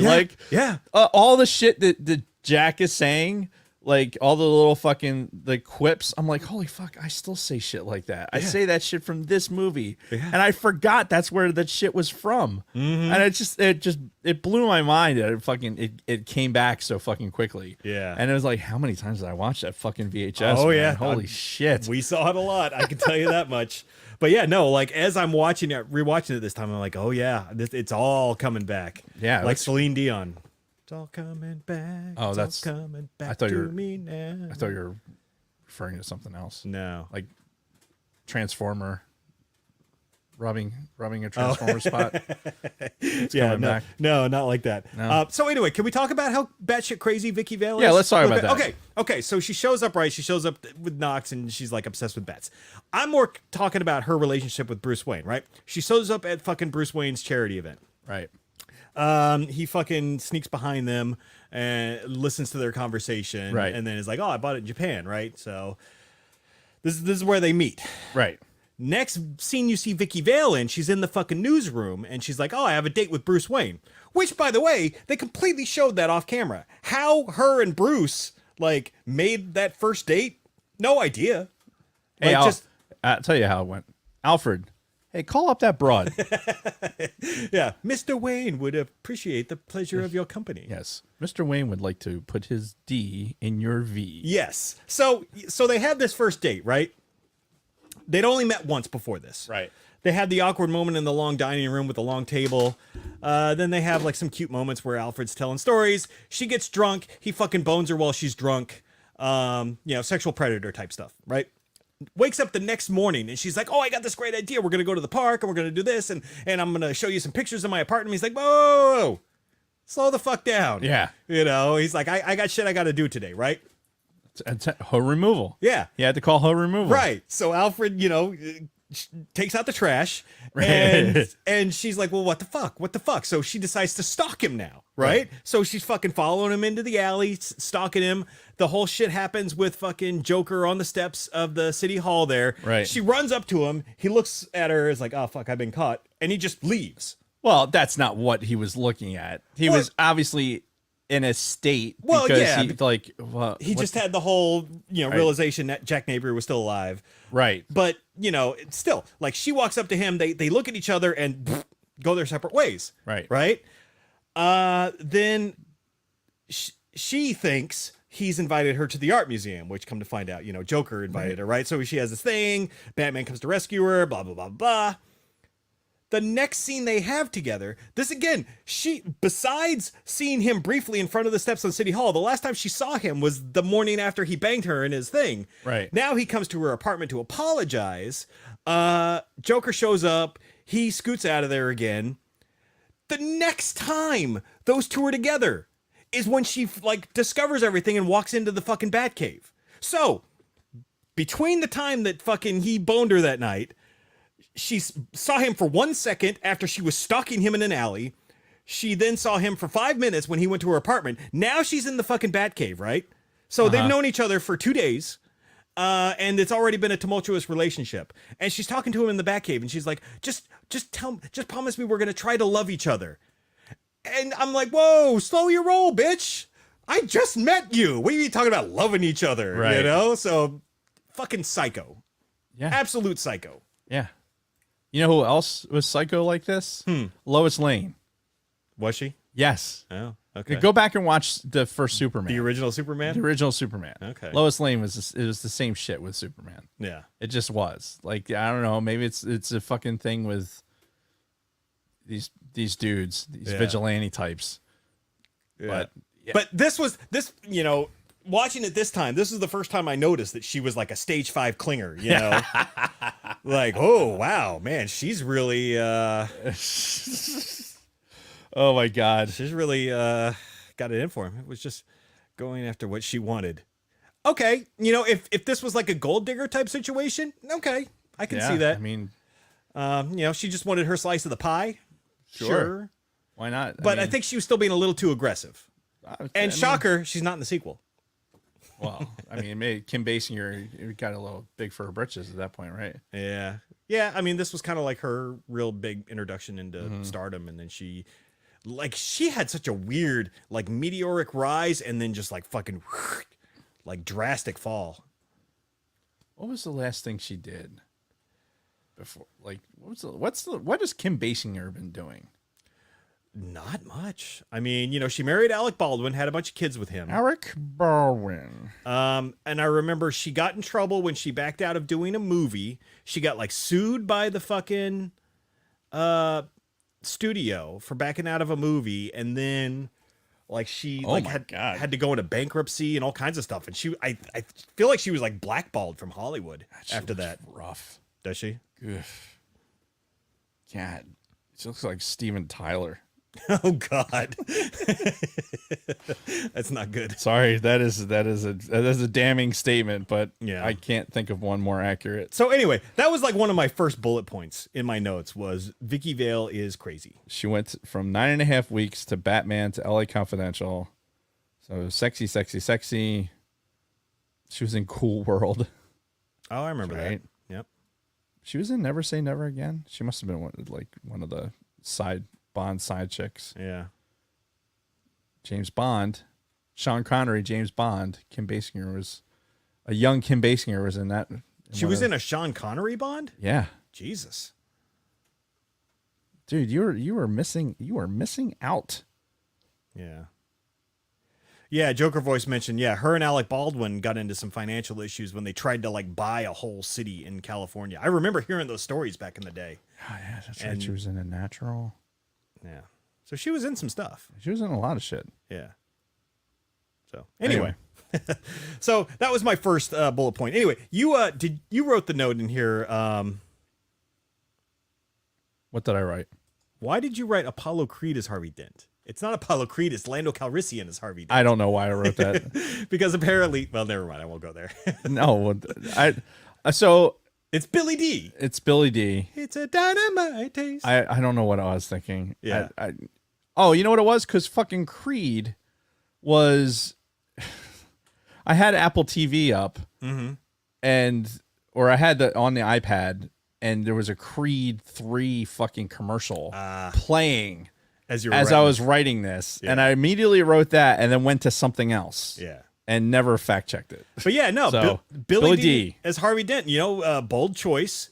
Obviously, Tim Burton had planted the seeds for a potential sequel, having Billy D. Williams being Two-Face.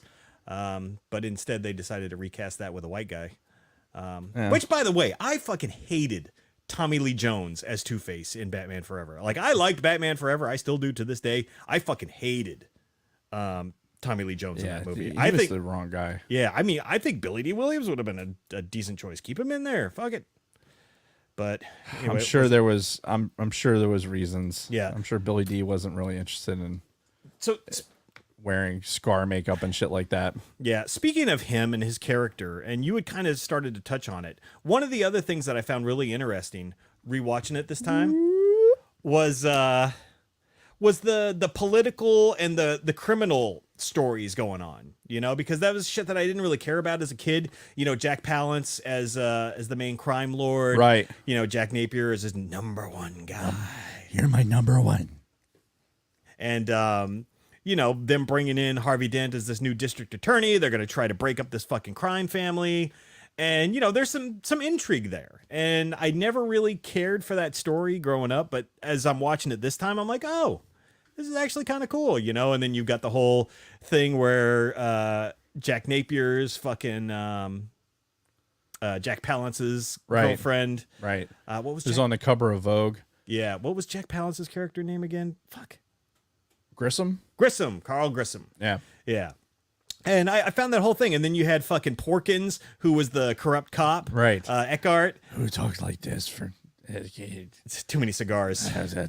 Yeah. Shoot to kill. Yeah, you know what I mean. You know what I'm saying? That fucking line too. Like that always had me scratching my head as a kid. Shoot to kill. You know what I mean?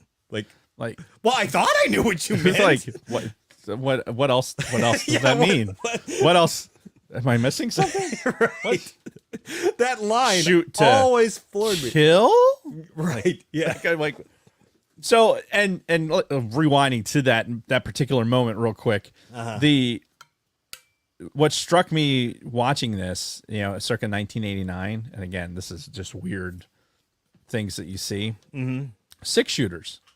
Everyone had fucking 6-shooters. Yeah, all revolvers. Yeah, it's like, and I remember, right, because my dad being in law enforcement, I remember when he went from a 6-shooter to the semi-auto, right? So there was a time when law enforcement was they all had revolvers. Yeah. And they all went to, they switched over to the semi-automatics. So seeing Bob had a fucking 45, right? Yeah. The classic 1911 fucking 45. But I think that was the only guy who was carrying a semi-automatic handgun. Everyone else had these fucking revolvers, and it just struck me, and it was like, God damn, 1989 the 80s were not that long ago, was it? Yeah, but I think I guess it was. I think it was also an intentional choice because I think Tim Burton tried to make it sort of old timey but kind of timeless at the same time. No, I'm telling you, it made me distinctly remember that, when the transition was happening from in law enforcement, when they were going from revolvers to semi-automatics. You never and it was even when I worked at the airport in the early 90s, right? The old guys that were closer to retirement still had revolvers. Yeah. If you went to the Philly airport and you saw those cops were walking around there, because that was the kind of the cush deal, because there was already security. So what are the cops doing? They're getting drunks. Basically, they're catching drunks. Yeah. This is before TSA and everything. They all had fucking billy clubs and revolvers, man. And these are guys who were fucking, were Frank Rizzo fucking stormtroopers. But the modern police officer had a semi-automatic handgun.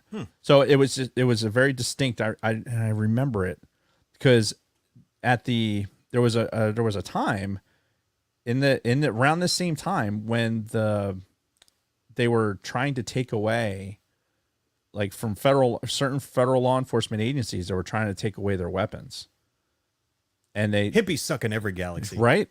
And they actually, I remember being on the picket line, like they went on strike. Oh shit! And I remember like Your dad dragging you out to the picket line. I wasn't dragging. I mean, remember I spent a lot of time in South Philly as a kid, you know, while my dad was working overtime jobs on Second and Chestnut, right? So, you know, being there as a youngling, standing on Second and Chestnut while the union guys were on strike, and they obviously got to keep, you know, they won, and they got to keep their right to stay armed. But yeah, it was just a weird thing that fucking struck me. It was all the fucking 6-shooters and no reloading. Never. Nobody ever reloaded. Not once in this entire fucking movie. Nobody ever reloaded. Yeah, that's true. And you hear a lot of ricochet sounds whenever they're having the shootouts. Pew, pew. But it wasn't bad. It wasn't like distracting. It didn't take me out of it at all. No. Fuck. There was a ton of Vicky Vale screaming in this movie. I remember it as a kid too. Her screaming in like every other scene.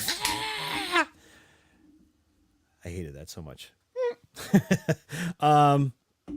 So let me see. Do we have any other notes before we just start freestyle? Well, we've been kind of freestyling, but because that's what we do. I know. Talked about the Wayne backstory. I had that note in there. Yep. That's more of an end thing right there. Yeah. All right, so I've got some things that I liked and things that I didn't like. Yeah, let's do do it. it. Start going through that because we're not going to go scene by scene in this movie. Everybody's seen it. We don't need to do that. We just need to hit the main bullet points. First of all, the opening credit scene. Fucking awesome. Like, because it's that fucking Danny Elfman score, which we haven't talked about yet. Right. But that fucking badass Danny Elfman score to go along with the Tim Burton visuals. You know, it's a fucking formula for success. And it's just that scene where it's like swooping through like a big 3D bat signal, right? And then it's just the music playing and the credits, and then it kind of, you know, the dun dun dun dun, dun as it like, it zooms out and you see the fucking bat signal. It's a great sequence. Yeah, great opening credit scene. Excuse me. For things that I liked, like I said, the political and criminal story. With this, I love the whole setup where, you know, Axis Chemicals was one of their front companies. And my thought is that Jack Palance, Carl Grissom, he'd already cleared out Axis Chemicals. Like, he knew it was cleared out. And then they set up that whole thing just so he could set up fucking Jack Napier. Absolutely. To go in and take the fall. Absolutely. Go in, like, Jack's going to open his mouth, and it's like, oh, it's a great opportunity. And yep, sure shit, jumps in, and he's like, that's a great idea. Yeah. And I want you to do it. Yeah. And then I'm going to dramatically tell you to do it. Well, you know, the great Jack Palance, I mean, a lot of people know him as the guy from City Slickers, the old guy from that movie. Yes. He was originally from and lived in a town right outside of my hometown. Like, people in Bakersfield would see him driving the freeway sometimes. No shit. Yeah, because he lived in, I think it was Taft, which was right outside of Bakersfield. Oh, my God. Yeah. Can you imagine? Like, I could just see his face. My mom claims she saw him driving on the freeway one day. She was driving on the freeway. She looked over, and there was Jack Palance in a car heading south, probably towards L.A. Probably. Just... Yeah. But, yeah, no, I love that. Reminded me of my grandfather driving. Yeah. No seatbelt on, because fuck seatbelts. No. Seatbelts are for losers. But yeah, no, I liked all the crime stuff until even when Joker tried to take over the everything and the rest of the Council of Justice. Right. They're all like, nah, we're not. So they develop like that psycho bit with him. Like, they try and develop it like sooner. Yeah, long before he fell into the vat of chemicals. Right. And I don't think they did a good enough job of that, to be honest. Like, watching it now, like, I think everyone who went into this movie knew that the Joker was a thing, right? Even if you're not into the comics or whatever, you kind of knew that the Joker was a thing. Oh, yeah. So, I don't know. I just don't think that they did a whole lot to make the Jack Napier character seem like, hey, they're saying, wow, you're psycho. Yeah. But are they really, like, they didn't really, like, do a lot to... Yeah, build that up. There was one moment where I think he was talking to Porkins, Eckhart, and he's like, is he really Porkins? Yeah. Oh, okay. Yeah, it's the same actor.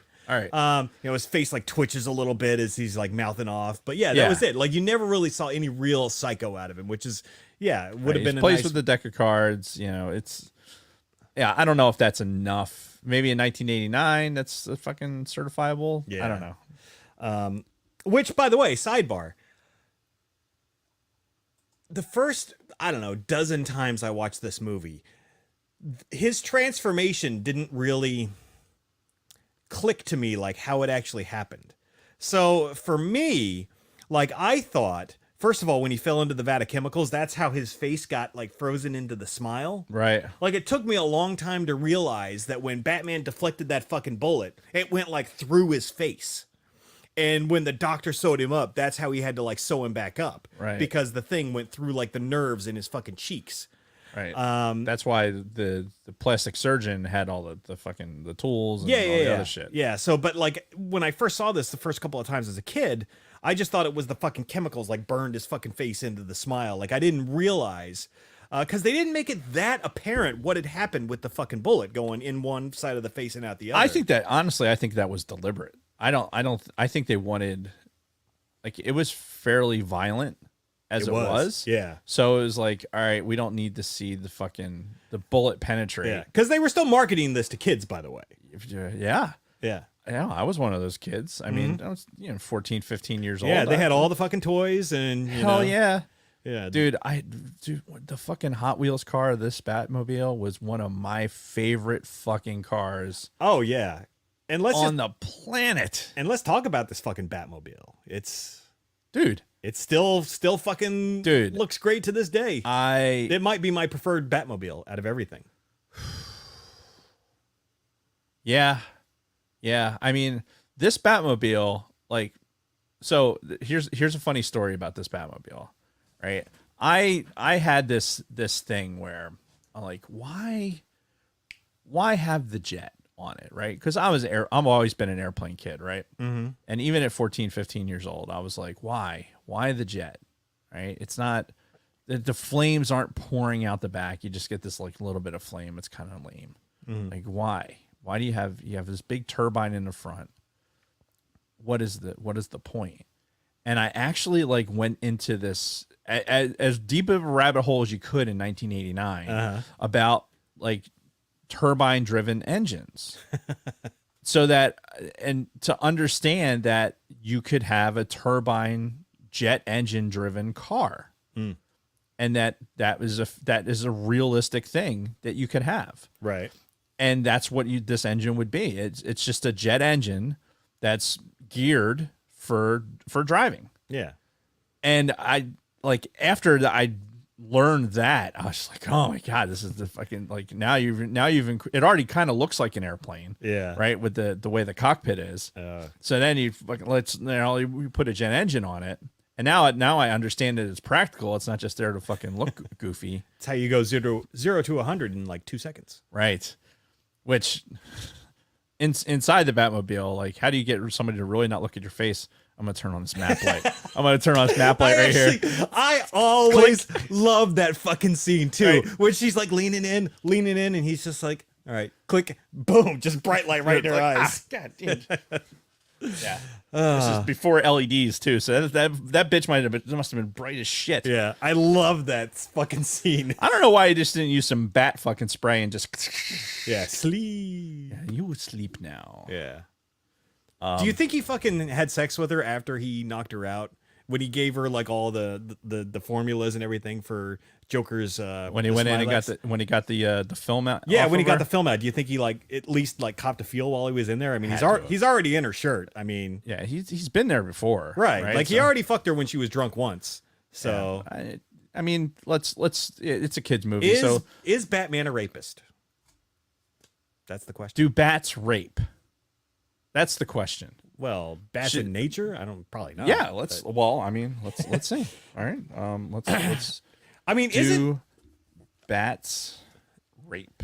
Aren't most like question mark animal sex in nature like partial rape anyway? Oh, listen to this. The first thing that pops up when I Googled do bats rape? The little brown bat is even more sexually deviant. When most bats are hibernating through winter, hanging together in vast colonies, this bat works its way through raping male and female alike as they sleep. Some species of male ducks and geese chase and have forcible sex with females. Oh my God. So yes, bats rape. Wow. So obviously Batman rapes. Obviously. Wow. This is as it says from englisharchives.mathrubhumi.com. Holy shit. Like, we've just uncovered a whole new fucking aspect of this movie.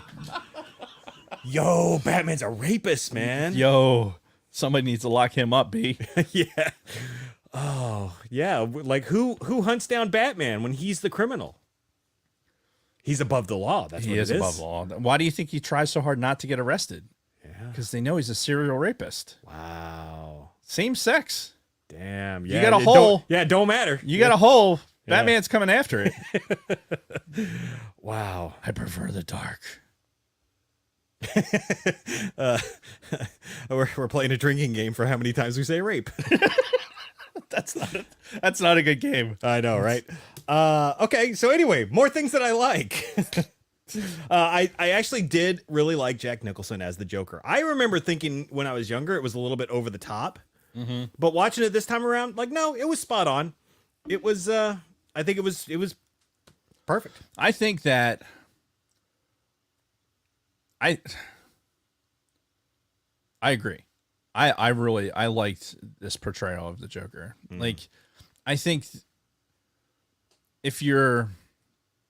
I don't think you can make a comparison. Like, it's so hard because if you're like the Heath Ledger Joker is obviously it's in a class so on its own. Yeah. For the portrayal of the character. And I think what Jack did was he took the 60s Joker and some of the mannerisms and, you know, with how he acted and he took that and made it more serious, and he basically added Psycho to it. Yeah.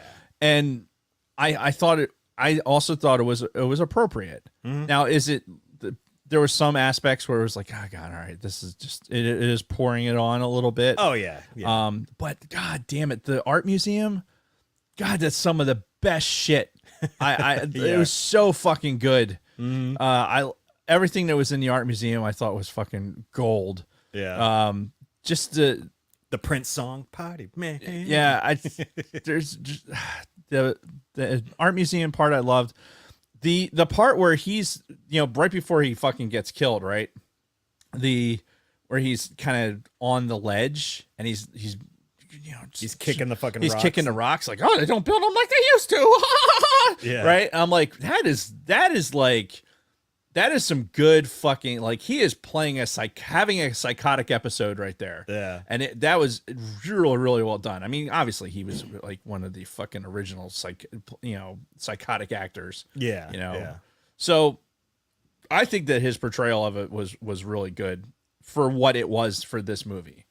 I think the smile, like how he made the smile, you know, what they did with the makeup and everything.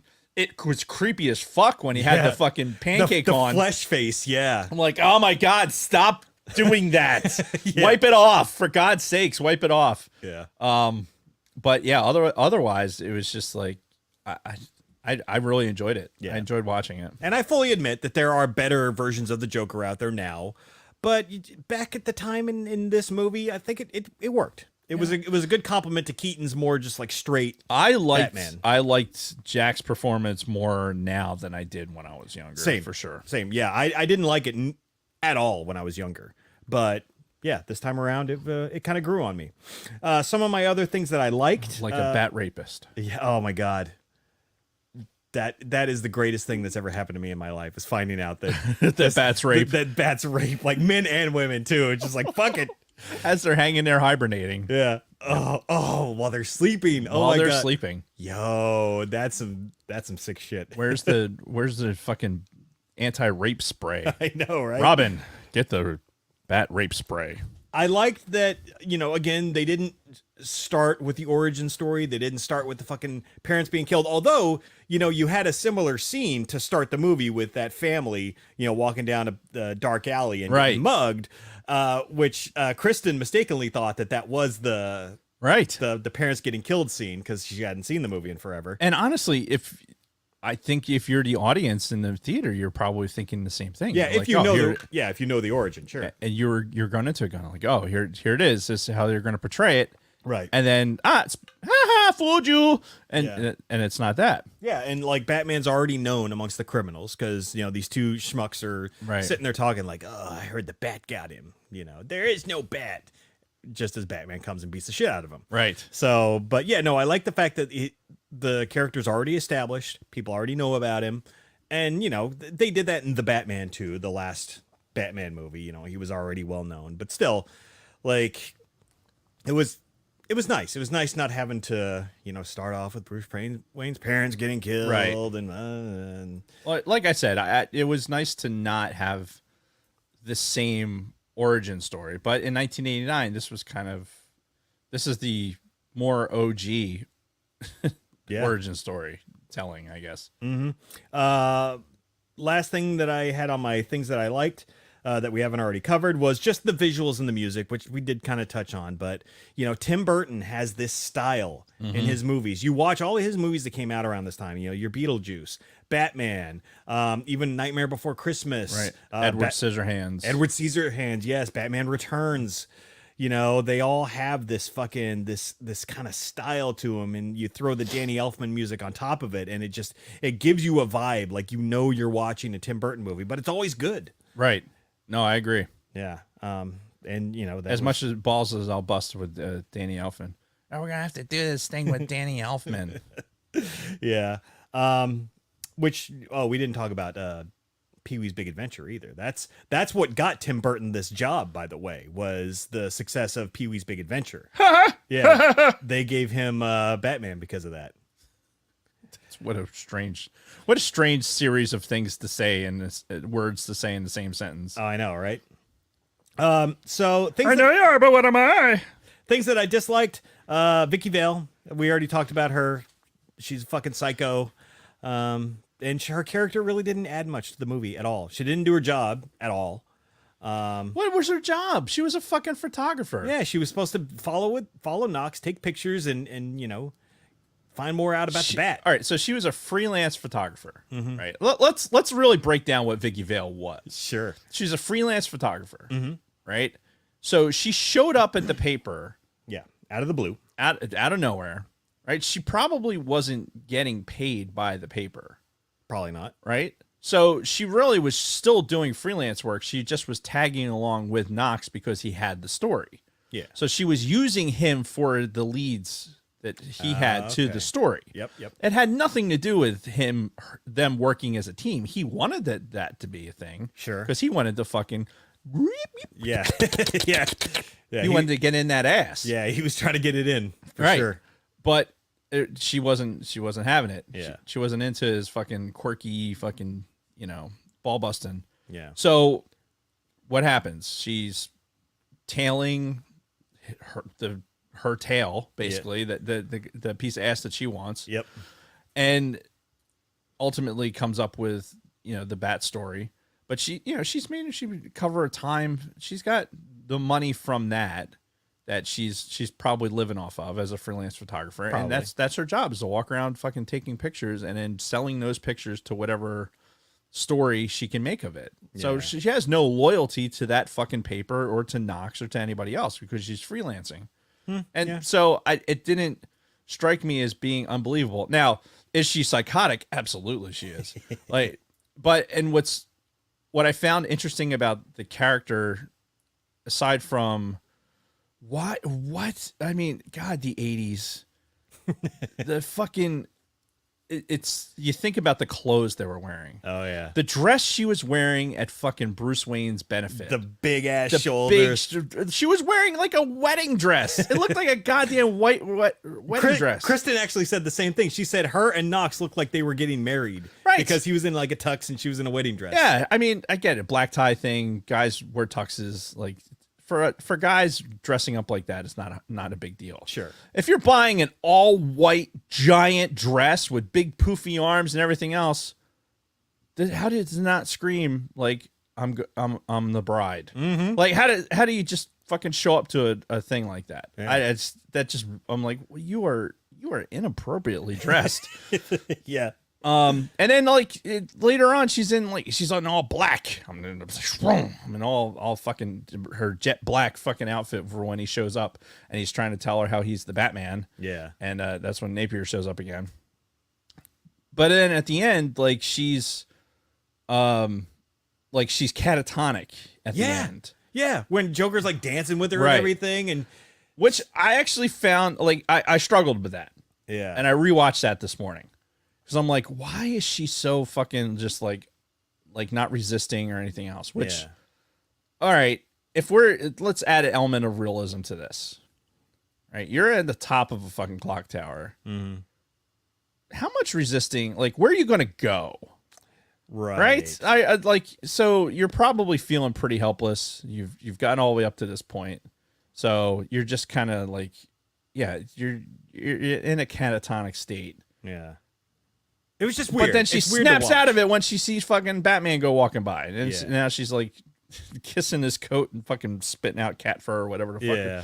which I thought was funny. Mm-hmm. But yeah, you need that fucking, the fucking female character in there to create this layer of drama Yeah. between, this is why Jack Parlance is trying to kill fucking Napier. It's Because of overwhelming. it's You over, sold me out over a woman. right. A woman. Yeah, it's all about broads. Yeah. Right? It's all about broads. It's the same thing at the end. It's all about broads. Yep. So some of the other things I didn't like, Joker being the person that killed Bruce Wayne's parents, never really liked that aspect of the movie.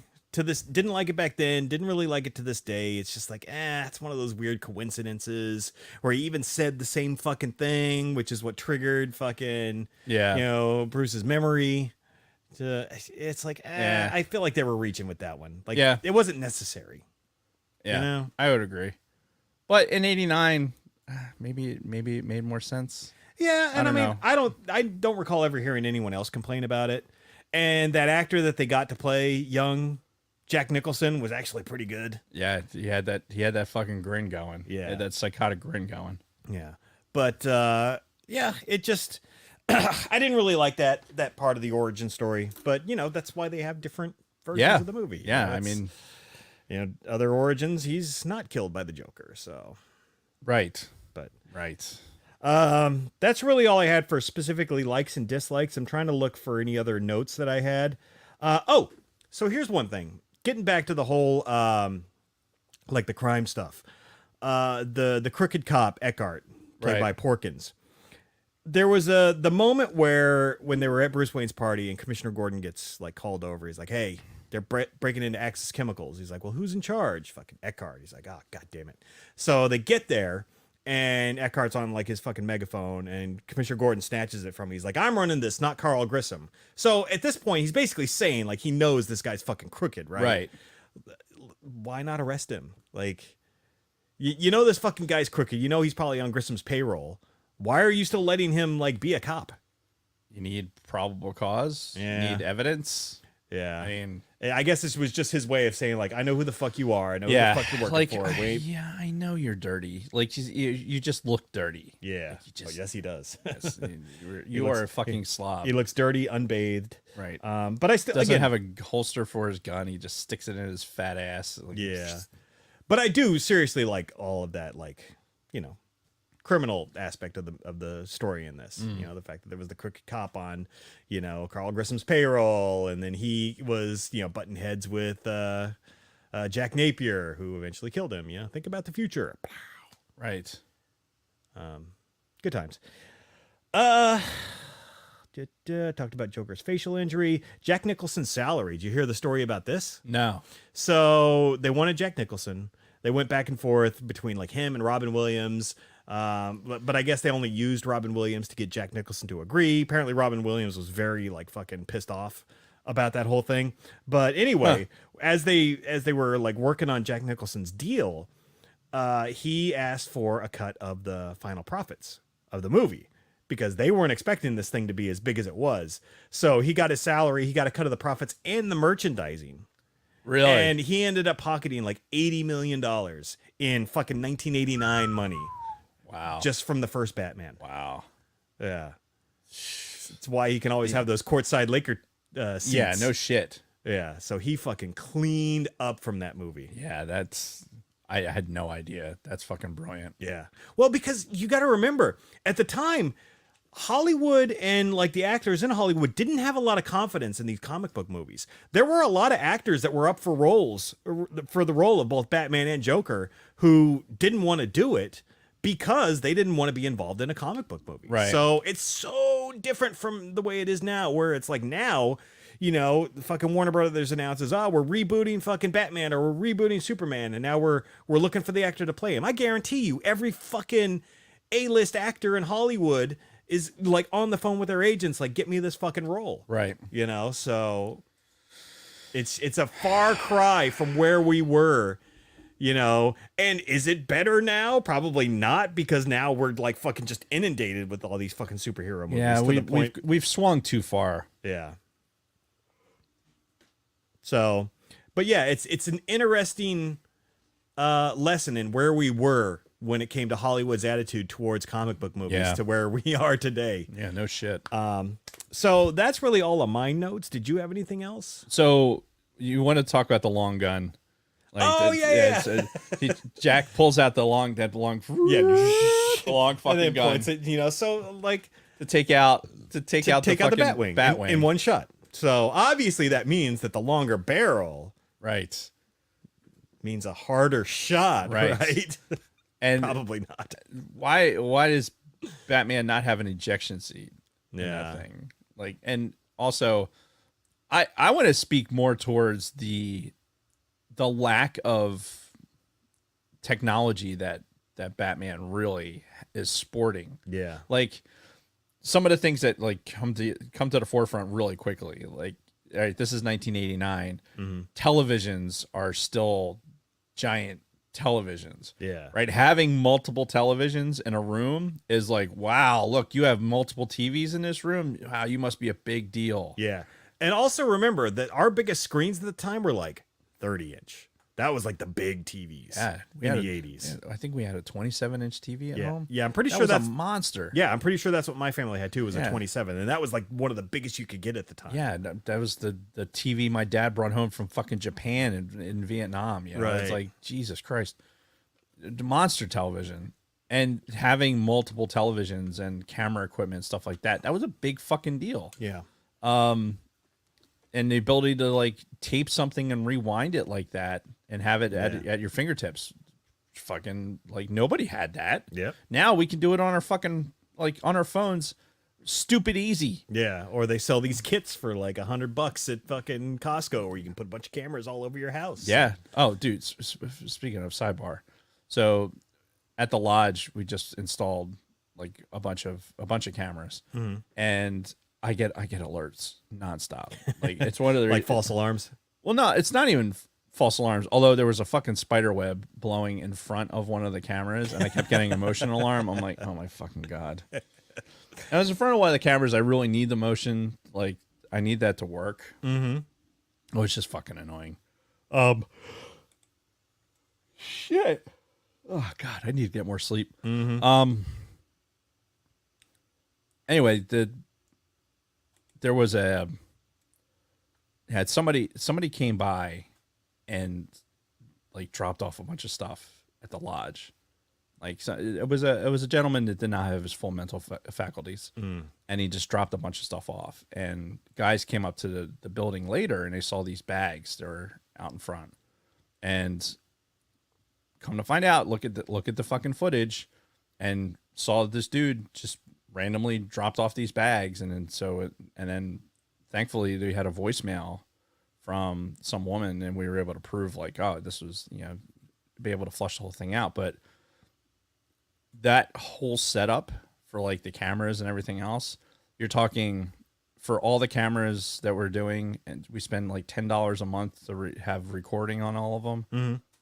You're talking less than $300. Yeah. It's unfucking real. Which, yeah, that was unheard of in Right. 89. Yeah, in 89, like they're painting back and they have multiple televisions with the cameras and the double mirror and all that other shit. Yeah. It's just unheard of. But his bat technology, like the Batmobile, fucking badass. With the guns that came up, yeah, on that Batmobile, like on the toy, like the larger toy that fit the 3 3/4. You know, the guns would come up. Oh, would they? Yeah. Nice. And never go back properly, but whatever. Oh yeah, God, the toy was so awesome. The Batwing, to me, was, even watching it this time, was like that shouldn't fly. That just doesn't look like it. Should either be bigger and what was he doing? He was flying around. He wasn't doing shit. Oh, no, I love the fact that he just happened to have the right fucking hook and claw and like cutter mechanism Clink, clink, clink. just to scoop up these fucking balloons and then close it up and then brrr. Yeah, that mechanism that they had, like those they had for rescue. Remember, there was a rescue system they built where they would had a thing that would grab the parachute in midair. Yeah, like they built it in like some B-29s or something. Yeah, and he just happened to have that on the fucking Batwing. Right. But even with that, he was buzzing around. Yeah, like, he just kept going back and forth for a while. He wasn't doing shit. Like, you could have stopped, like, I don't know, the gas or whatever. Yeah, like 100 people died while you were just like fucking scouting around. Just flying around, you know, just you know, I don't know, doing what, and then taking your goggles, like you have your targeting system, fucking high speed goggles, which are basically just 2 magnifying glasses that were stuck, dollar store magnifying glasses that were stuck to a piece of cardboard. Like, oh look, there he is, he's closer now. Yeah, and I wasn't a fan of the Batwing. Yeah, like it was. Even when I was younger, I was more into the fucking Batmobile than I was in the Batwing. And which is telling you something for a kid who's super into fucking airplanes and shit. Somebody in the chat mentioned the great Joker line from that scene. He stole my balloons. Right. Bob Gunn. Gonna need a moment alone, boys. Yes. And the other, just his personal, like, he couldn't really fly. Like, he used, everything was a, you know, like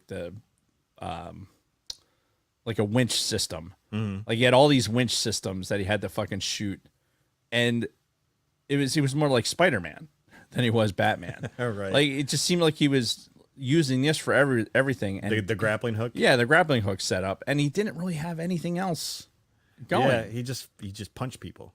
Right. Punch people and use his grappling hook. Yeah, like. I guess we're spoiled at this point because we're so used to having like all this extra shit. Yeah. Like, he's got the body armor on. Okay, cool. With fucking sharp sticks of justice on the sides. Yeah. Or even when he does have a different gadget, it's just a different grappling hook, right? The one from the art museum. It's got like the 2 hooks. Yeah. And then he slides down it. And then it's like, I guess old Dave is not nearly as impressed with all the Gatling, the grappling hooks. Yeah. Excuse me.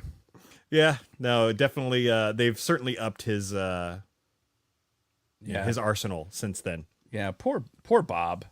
Yeah. All Bob wanted to do was make his boss happy. Oh, and something that Kristen and I both noticed this last time around too, like the Joker's henchmen, like up until the end when Batman murdered them all, they were just having the times of their lives. Watch the henchmen in the fucking art museum scene and then in the fucking float. They're just fucking, you think that they got professional dancers for this because they're just like big grins and they're just dancing and they're just fucking loving life. Dude, that entire art museum scene is fucking great to me. I just like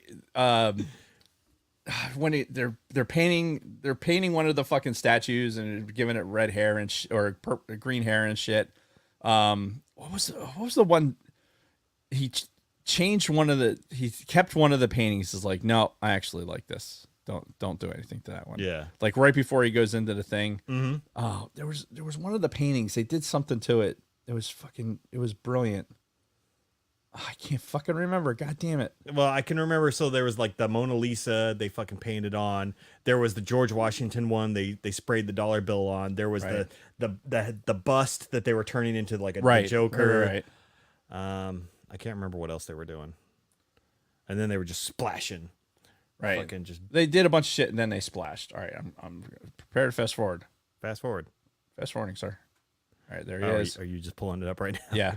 Yep. We're doing it live. Yeah, we are doing the art museum scene live. Yep. There it is. People are passed out. Jack's looking creepy as shit with his fucking The flesh face. the flesh face. Oh yeah, the guy he does the fucking the ballet thing. 'Cause Oh, yeah. it's the ballet painting. Yeah.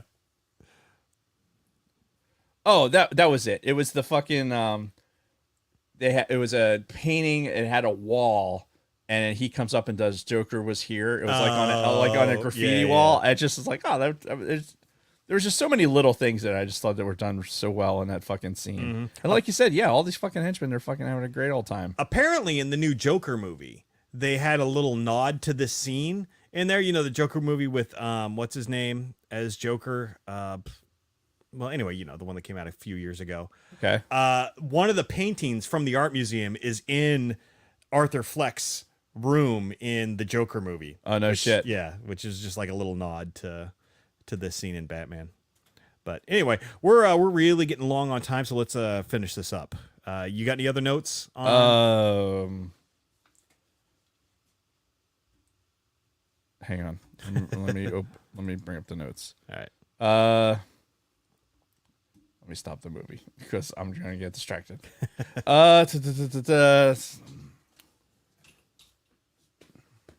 Joaquin Phoenix, thank you. I don't know why I drew a blank on his name.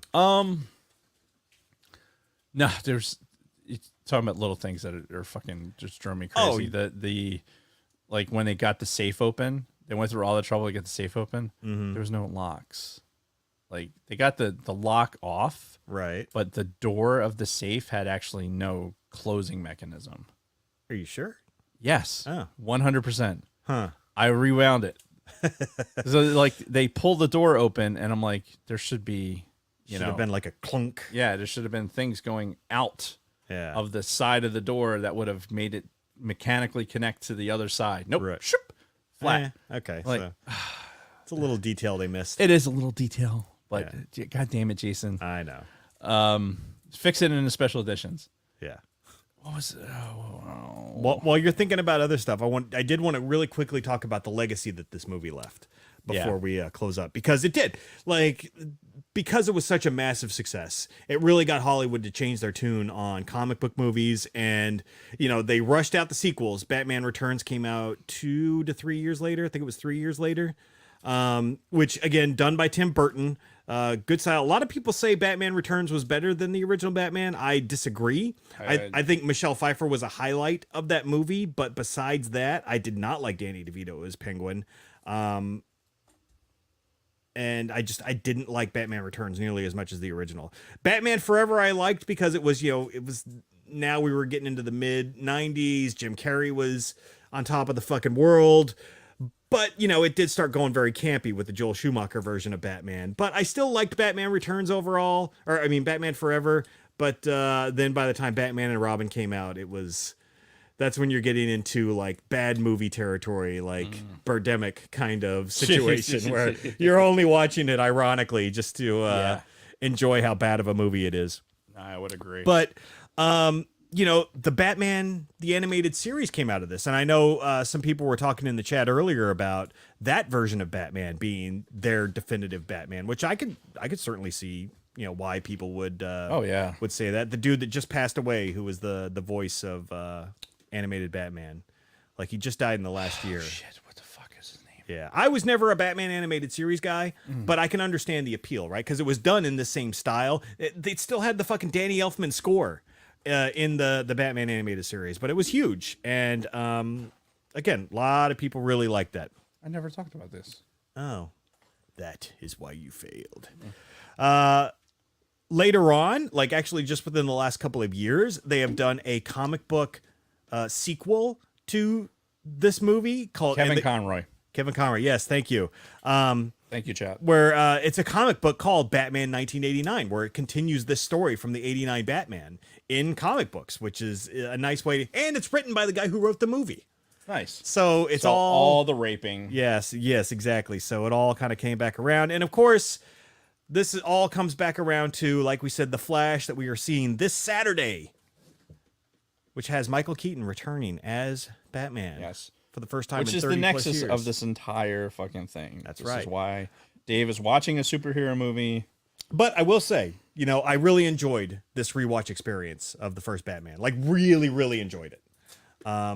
There was some stuff to nitpick, obviously, but it held up. It held up differently, Yeah. right? Like, I was expecting to go in and see this timeless classic. I'm like, okay, not necessarily, but it holds up in a different way to where I can still respect the movie as a whole and appreciate what they did. Yeah. No, And still be entertained watching the whole movie. it was. too. I was entertained. Like, I wasn't. Like, there wasn't a point where I was like, oh man, that CG looks really bad. Like, there was only a couple times where I was like noticing it. One of them was the burn up scene. Like when the Joker hits him with the fucking the joy buzzer. yeah. Like it's like they took that prop piece right out of fucking Indiana Jones. Yeah. We need somebody with their face melted off. Got it. Got it. We got that right in the back here. Yeah, it did. It was good. It was good. It was. Go ahead. No, I don't. I wish I had better words to describe it. It wasn't like great. Rating, like I think that's what we want to do, right? We want to like which one's the best Batman, and I think we've probably been, or at least I have said, like this is my favorite Batman. As far as the portrayal goes. But what's interesting now that I've watched this again, I think it's so different that I'm curious what they do with it on the Flash, because I think because of what they're going to bring it into a more modern, like with CG and stuff like that. Yeah. Then it'll make me compare it differently. Sure. Because we're so used to, seeing it. But if nothing else, it kind of makes me want to fucking, oh my God. Somebody calling? They calling me. Hi, Kate. You're on the show. Oh shit. I was gonna ask if Bob was there. No, well, I can tell you that she's not. Alright, I'm just gonna send you the picture then. Alright, love you, bye. Love you too. Bye. Well, so this is a rare moment where Dave gets two phone calls. Two calls. From two different people. Defeats the goddamn do not disturb. Yeah. Right? That's twice. The do not disturb was defeated. Yep. So, all right. Anyway. Anything else? No. All right. I think the whole point I was going to make with that was that this Batman, I think, makes me appreciate it, and I want to watch like Dark Knight Rises because it's or Dark Knight. The Dark Knight. Because I kind of like the Dark Knight. I'm not taking anything away from those movies. No, Where were the other drugs going? Oh, I'm sorry, different version of Batman. I just showed somebody that the other. I showed the Pete Holmes version to Q the other day. He had never saw it. Harvey Dent. Can we trust him? And he's like, how have I never seen this? I'm like, I don't know, man. It's been around forever. Oh, yeah. Because I showed him the part where it's the Ra's al Ghul. Oh, yeah. One. I stabbed you first with my dick. So and the reason for that was because I got my hair cut, and the girl who cut my hair looks like the actress who was in that scene. Okay. So then it went down this rabbit hole. I'm like, well, now you haven't seen this, so now I have to show it to you. Oh, so you showed it to her? No, I showed it to Q. Oh, okay, gotcha. Because we're just that's how it came up in conversation. But yeah it's like it's just fucking ridiculous. Harvey Dent. Can we trust him? All right. Really seals in the flavor. I hadn't showered that day. All right. So I guess there's nothing else to do. Oh yeah, next week's topic is The Flash, by the way. So stay tuned for that. And without further ado, Miss Lopez. Hello? Hey! Hey! Hey! There she is. Oh, God. Well, that was weird. Pay no attention. Are you a snake? Um, You like really dislocated your jaw for that. Sometimes. Oh, I believe it. It depends on who you're asking. I heard you like apparently. taking snake, but that's about it. Oh, aren't you clever? Yes, I am. Yeah. All right, Did I hope you make don't that mind. up on yourself? I'm going to turn on the AC while you're talking, if you don't mind. Oh, yeah? Yeah. That's going to sound great in the recording. The listeners always claim they can never hear it, so... But I am, like, so fucking hot right now. Yeah, it's hot. It's hot, but this is where the best content happens because we get delirious. That is true. Yeah. It's as good as being drunk. Right. So, Oh, shit, that reminds me. no, you already took it. No, go ahead. What am I doing? I don't know. You tell me. This is your segment. Okay.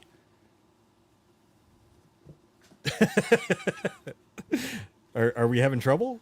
Like, what's going on? I can't think. It's hot. It's Yeah. too hot. Hi. Hi. Hi, how are you? Yeah, he's still there, still wearing your shirt. I thought, oh, look, it's how sexy it is. And So sexy. Hey, I'm really looking forward to the August the 20th. Can you even see me, Bob? I can see you, yeah, yeah. I feel No, like I feel like this is being blocked. no, I don't want you to miss out. No, I've got a straight line of sight. Oh, I can yeah, you see sure? Yeah. Can you see me? Yes. Okay. Anyway, you're looking forward to. The August, the celebration. Oh, so you're actually starting to look forward to it. 'Cause Oh. I thought you were getting a little stage fright for a while there. I mean, somebody might be. Yeah. I'm not gonna lie. I'm looking forward to seeing some of these people that are saying such mean things about me. I want to see them face to face Yeah. so that I can talk to them Yeah. and tell them what bad people they are. Okay, I understand. You know what I'm saying? Yeah. Do you hear me? Do you hear me out there? Yes, I'm talking to you. Yep. They're. You know who I'm talking to. Screenshot this, bitch. I don't think you can see. I don't think you can see what finger that was. Yeah. You can just assume that it was the middle finger, Yeah. fuckers. I saw it. Yes, you did. Yeah. Bats rape. They do. That's crazy. The more you know, right? Oh my god. Stay away from fucking bats. Jesus. Yeah. That's some people don't like bats. Okay. I have a great bat story. Oh, hey, Dave's back. I have a great bat story. Yeah, you should tell it. Okay. I'm going to tell this bat story. Have I told the bat story when it was in my room? No, I don't think so. Oh God, what's going on? Are you gonna be okay over I there don't know. if I do this? I don't know. I'll try. Have I told this bat story when it was in my bedroom? I don't think so. So, okay, you ready? Yeah, let's do it. Okay. So, Oh my God. so anyway, I was this was in my parents' house. And I had a cat at the time. I just moved back from the apartment I was in. And I'm just laying in bed, I don't know, watching TV or something. And the cat is going bananas at the fucking window. Like, what the fuck? And this cat was psychotic. It was like, Oh, psychotic like Vicky Vale. yeah, exactly. So, and I'm like, all right, what the fuck is this cat doing? So I get up and open the curtain, and a fucking bat flies right at my fucking face. And I fucking like screamed like, ah! Like, fucking screamed. And I jump under the fucking covers in the fucking bed. Now I'm like 19, 20 years old. I'm jumping under the fucking covers like a goddamn coward. Just like, what the fuck? And all you can hear in the room is the bat like Oh my God. running into the fucking walls. Where was the cat at The this cat's chasing it all over the fucking place. It's like shit's crashing all over the fucking place. It's like something out of a fucking movie. point? Right. So like 10, 15 minutes goes by and it gets quiet. I'm like, all right, I'm going to peek out. All right. So I peek out. I'm trying to figure out where the fuck everything is. And then so I spend the next, I'm like, all right, I'm going to take this sheet and I'm going I'm gonna grab the bat with the sheet. I'm gonna chuck it out the fucking door. Oh god. This is what I'm gonna do. All right, so I come up with this whole fucking plan on how I'm gonna get this fucking bat out of the room, and now it's getting late, right? And I'm had no intestinal fortitude at all to get this fucking bat. Oh god. And then finally, I just fucking opened the window, and it fucking went. Oh. and it fucking got out. I'm pretty sure that's how it finished. But it was just like that. It was like something out of a fucking movie. The fucking bat flies out. Well, that happened in the great outdoors? It's great outdoors. Like it was more like the squirrel scene. Fucking From squirrel. Christmas Vacation. Yeah. It was like yeah. Oh, Yeah. that's a great story. So now I know why I was so scared. Because bats rape. Oh. Yes. Oh. If you take anything from this, children, It's all coming full circle. whoop, yeah, understand that bats rape. Yeah.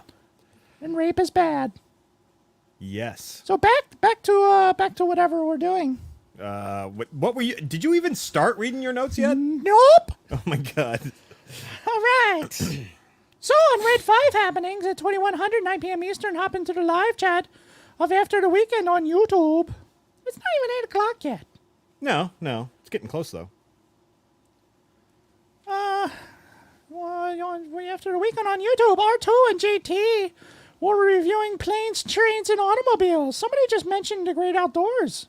Yeah, another John Candy awesomeness. Yep. He was great. Planes, trains, and automobiles is a good one.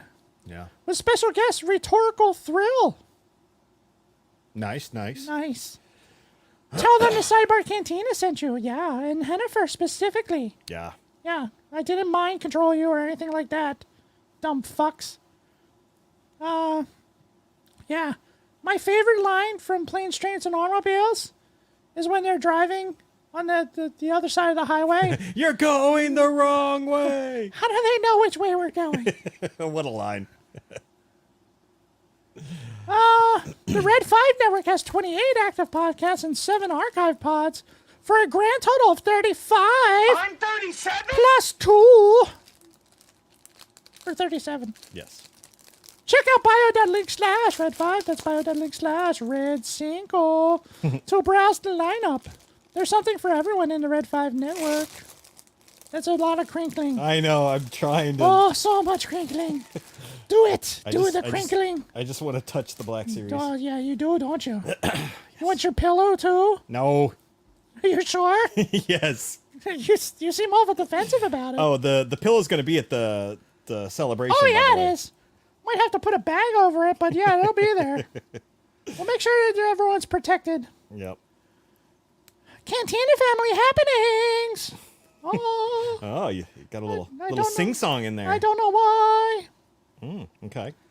On Tuesday. I don't see. It's pointless if I'm like this. Uh-huh.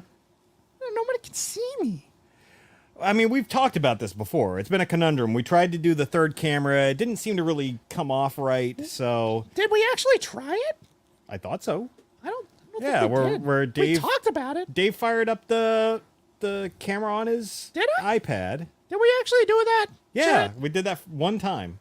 One time. And I don't know. I mean, we could try it again. I mean, we could just have Here. a third device dialed in and just be here on the stream. Anyway, that'll be for next time. But for this time, we're going to talk about on Tuesday how use and abuse. We'll be discussing the Disney animated sidekicks. Catch Scott, Kim, and Nicole with special guest Peace Love Disney Sidekicks. tomorrow at 2000 8 p.m. That on the YouTube. That sounds familiar, but I don't. Not 100% sure. Well, tune in on Tuesday at 2000 Yep. and you'll find out. Yeah, for sure. Flavor kisses. Wednesday, ATSW. Oh, these fuckers. Wednesday, ATSW The Escape Pod will be giving their spoiler review of Spider-Man Across the Spider-Verse. Yeah. I heard it was good. I'm gonna wait until it's on some streaming platform though. I heard good things too. But since somebody doesn't like to see fucking superhero movies, And somebody is also already seeing one in the theater. Yeah. And somebody's crinkling like a fucking crinkler would. Not to- Jesus Christ. Could you stop doing that? No. Well, get it out of your system. All right. Well, it's out of the package. Ready? 1, 2, 3, go. No, it's out of the package. it! It's out of the package. Do you have another one? Well, I have 2 more. Oh, for fuck's sake. Just keep going. The Spider-Verse. But I'm sure that will come after their fake news segment of Photoshop pictures and outlandish accusations of me chilling with Luna Girl, Shanti, and Backyard TARDIS. Whoa. Not sure what happened there. Huh? Yeah. Do you know what happened? You're. No. No can talk. Fucker. Really? Yeah. Do we need a bat to help you? No. Get it in there? Yeah. Just force it in. Any holes in there? Oh, a good one. Yep. See, we're bad when it's hot. Jesus. I know, right? Maybe even Sith Care Bear, since he can see right through their bullshit. Yeah, that doesn't make any sense since I took such a long pause. Maybe. Check out Don De La Snooch, Brady McLovin, and Dragon Buddy on Wednesday on YouTube at 19:05, 7:05 p.m. Eastern. Hashtag Hustis for Jennifer. Or, wow. Justice for Jennifer. Wow. Are you okay over there? It says Hustis for Hennifer. And I threw in a J, even though I can't say the J sound. I know. Even though I just said it twice, 3, 4 times. Hashtag Dave is fine. No, he's not. No, he's not. No, he's not. Oh my god.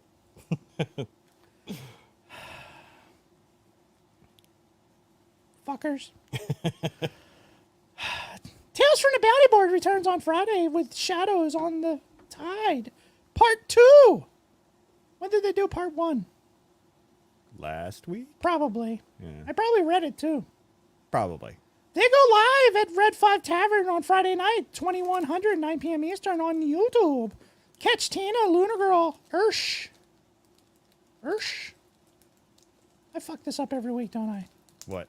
Ursh and Nurho as they battle whatever is attached to massive tentacles in the bay. Sounds sexy. Yeah. Tentacles. Tentacles are sexy. Like taco flavored kisses. Kathy thought it was chocolate flavored kisses. No, taco. It's taco. Yeah. Taco flavored kisses. For the celebration, I said we have to have tacos. Ooh, it's a good idea. Yeah, we have to have tacos. Does Taco Bell still do like 12 tacos for like $2? I wouldn't know. Yeah. Taco Bell doesn't have very many gluten-free options. Oh. Actually, they probably do, now that I think about it. I don't know. There's a lot of corn. Yeah, that's true. They have a lot of corn tortillas. Anyway. Sweating. So hot. So hot, Jason. I know. That's why I turned on the AC. Oh, my God. What was I saying? Tentacles. Yes. Tentacle porn. They're sexy. Rule 34, tentacles. I saw like somebody when I was in my first technical school in Mississippi back in '96. For some reason had some fucking like anime porn. I had never seen nor heard of this shit before. So this dude, I find that hard to believe. no, like legit in '96. I feel like your porn collection is pretty prolific. No, like I had like traditional porn. Like I had never seen or heard of any kind of animation porn, and some dude had exactly that, like fucking tentacle porn, where this fucking tentacle monster with dicks for like the ends were like raping all these chicks. I'm like, what the fuck is this? And then you said, "Can I have a copy?" No, Because I'm so disgusted by it. I need to watch it again. no, No? no. I No, was you're just, not into it? I was very confused. Really? Like this is a thing that How people. confused were you? As confused as a young 19-year-old man can be. With several dicks on the end of a tentacle can be? Yeah, maybe. It was a different time. There's a lot to unpack there. Yeah, let's keep just moving on. And ignore that. Tentacle porn. Anyway, Sweet Studios is working on stuff and things. It's all pretty secretive. Until then, catch his latest premiere of Weezer's The Sweater Song with ASMR Kenobi, Estimeth Kenobi, and a certain rando party girl at Sweet Studios on YouTube. Yeah, give it the likes and the subs and all the things. Yes. And you will do it. Whoops. Hey! Nice. We don't use the board enough. That is the true. problem. We've really been neglecting the board lately. Yeah, that's because we're not doing enough Star Wars shit. What do you have to say about that, Greta? How dare you? How dare you? No, board. Lehman Sturbs did not release anything new on YouTube this past weekend, but give him a sub on YouTube for your primary source of ignorance, drunken banter, and shit-talking me. Or don't. Shit-talk me.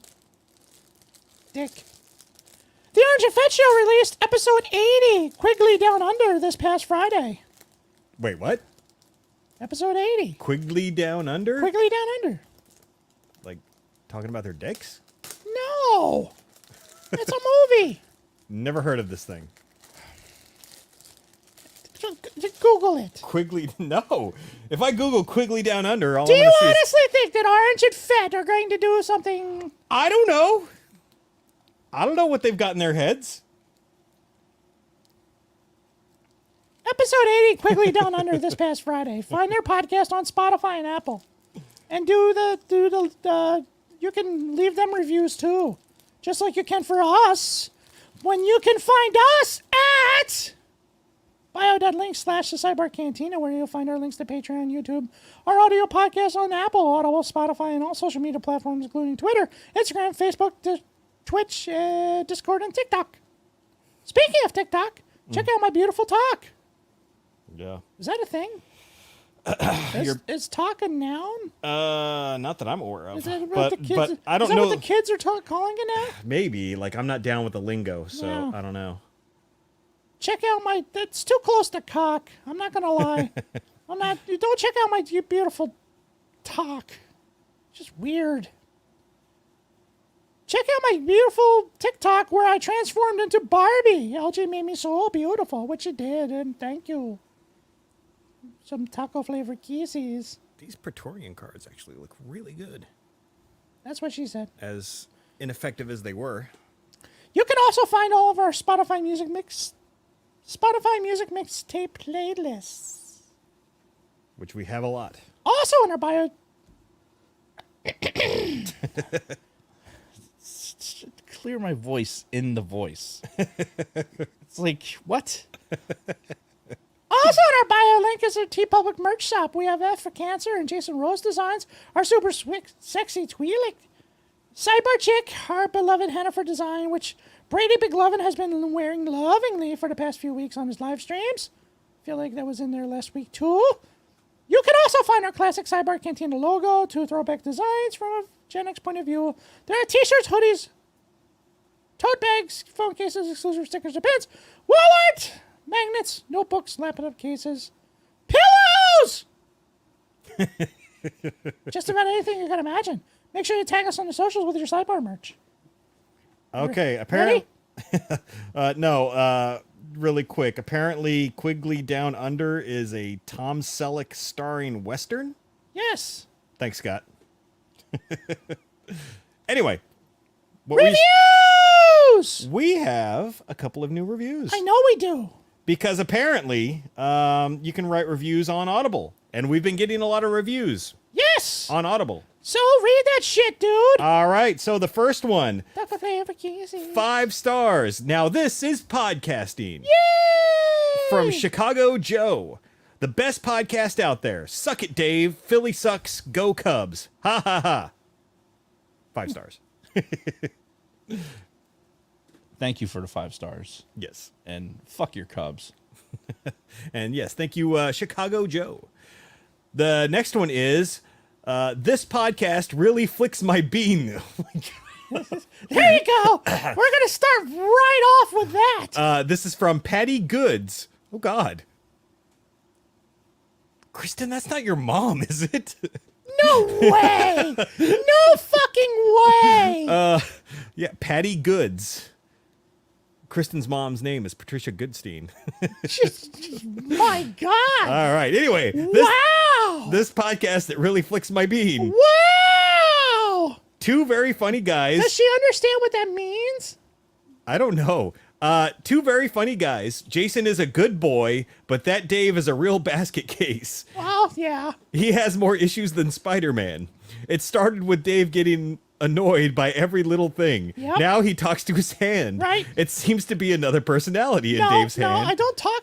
No, there's no talking to the hand. The hand talks by itself. But has been becoming more and more dominant as time goes by. Well, I mean, at least for 20 minutes or so. Freud could make a career out of this guy. Oy vey. 5 stars.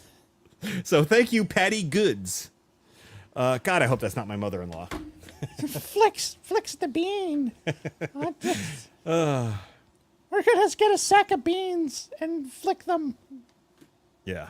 So, anyway. Yeah, but it's all right. Look, Tina, I get it, but when it's your mother-in-law, Yes. that's like, not how do a I- mental image that you really need. Right. Seriously, who wants to go to bed to that?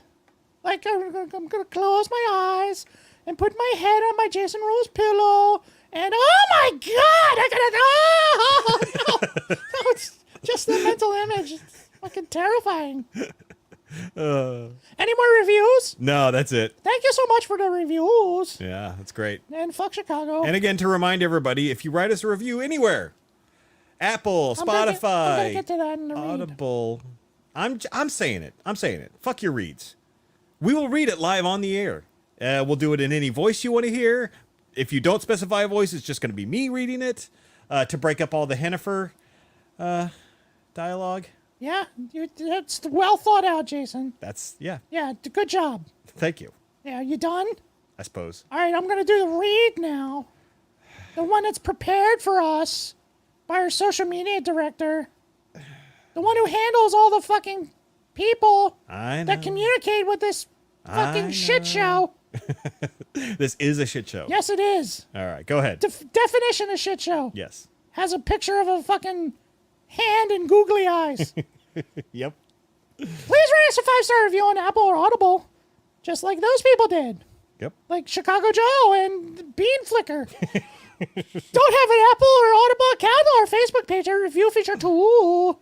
Just screenshot your review before you hit done and DM us a pic on Instagram or Twitter. Your chance to tell us your thoughts on their show. Jennifer Lopez or Hank or Edith or Mama or somebody fun will read your review word for word on our next episode. If you are listening to us on audio, please consider joining us in the live chat on Mondays. How many people we have in the chat today? We had up to 20 people at one point. Good grief. Yeah. Oh, bean flicking. Bean flicking and bat raping. Here we go. The chat is most definitely where it's at. If you are new to the sidebar, please subscribe, ding that bell, flick that bean, and select all to receive notifications when we go live. Remember to hit that like button. It really helps us out. Kelly, you have to add that now to the reads Yeah. as a permanent part of the reads. Yeah, do it. Do it. All right, it's hot. I gotta go. All right. Thank you. Yes, bye. We'll see you next week. Bye, bitches. All right. Bye. And that's that. Like we said, next week we are talking about The Flash 2 days before the skate pod does it. So so tune in next Monday as we give our thoughts. Are they really doing it? Are they? Really I would doing the assume Flash? so. Probably. Yeah. No, in fact, Chris was talking about how they're doing it next week because I asked, we're sitting at the fucking coffee shop and I asked him like, oh, so you guys seeing The Flash? And Kelly's like, I'd like to. And Chris is like, yeah, we're seeing it. Because he's like, I got to talk about it on the show next week. I'm like, it comes out this week. Why have you not talked about this at this point? I mean, maybe it's just me. Like, I like to plan things out well in advance, but you know, you would think that they would have had the conversation at some point. Nah. Yeah, you know, whatever. Technique only, dude. Yeah. Technique only. Indeed. So, all right. Well, that's the end of the show. Thank you, everybody, for sticking around this long. I know we went over a little bit, but, you know, shit's got to be done. Just a little bit. Just so small. So smooth. All right. But thank you again to everybody in the chat. Thank you to all of our audio listeners. We love you all. And until next time, Dave and everybody else, I'm Batman.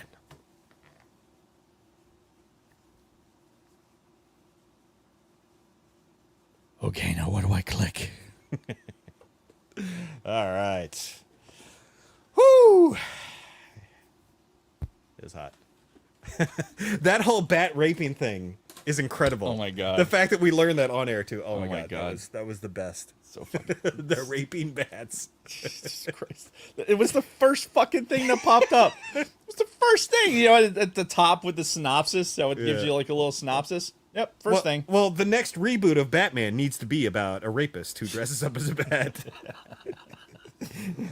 Yeah, that'll go over well. And he'll be the villain in this one. And the Joker is the one who has to hunt him down and stop the bat rapist. Oh my God. So fucking bizarre. All right. Give me the card of justice so I can start downloading. All right. Well, we're going to end our live stream then. Yes. You guys are awesome. We love you. Hopefully we'll see you next week. Yes. Bye. Thanks everyone.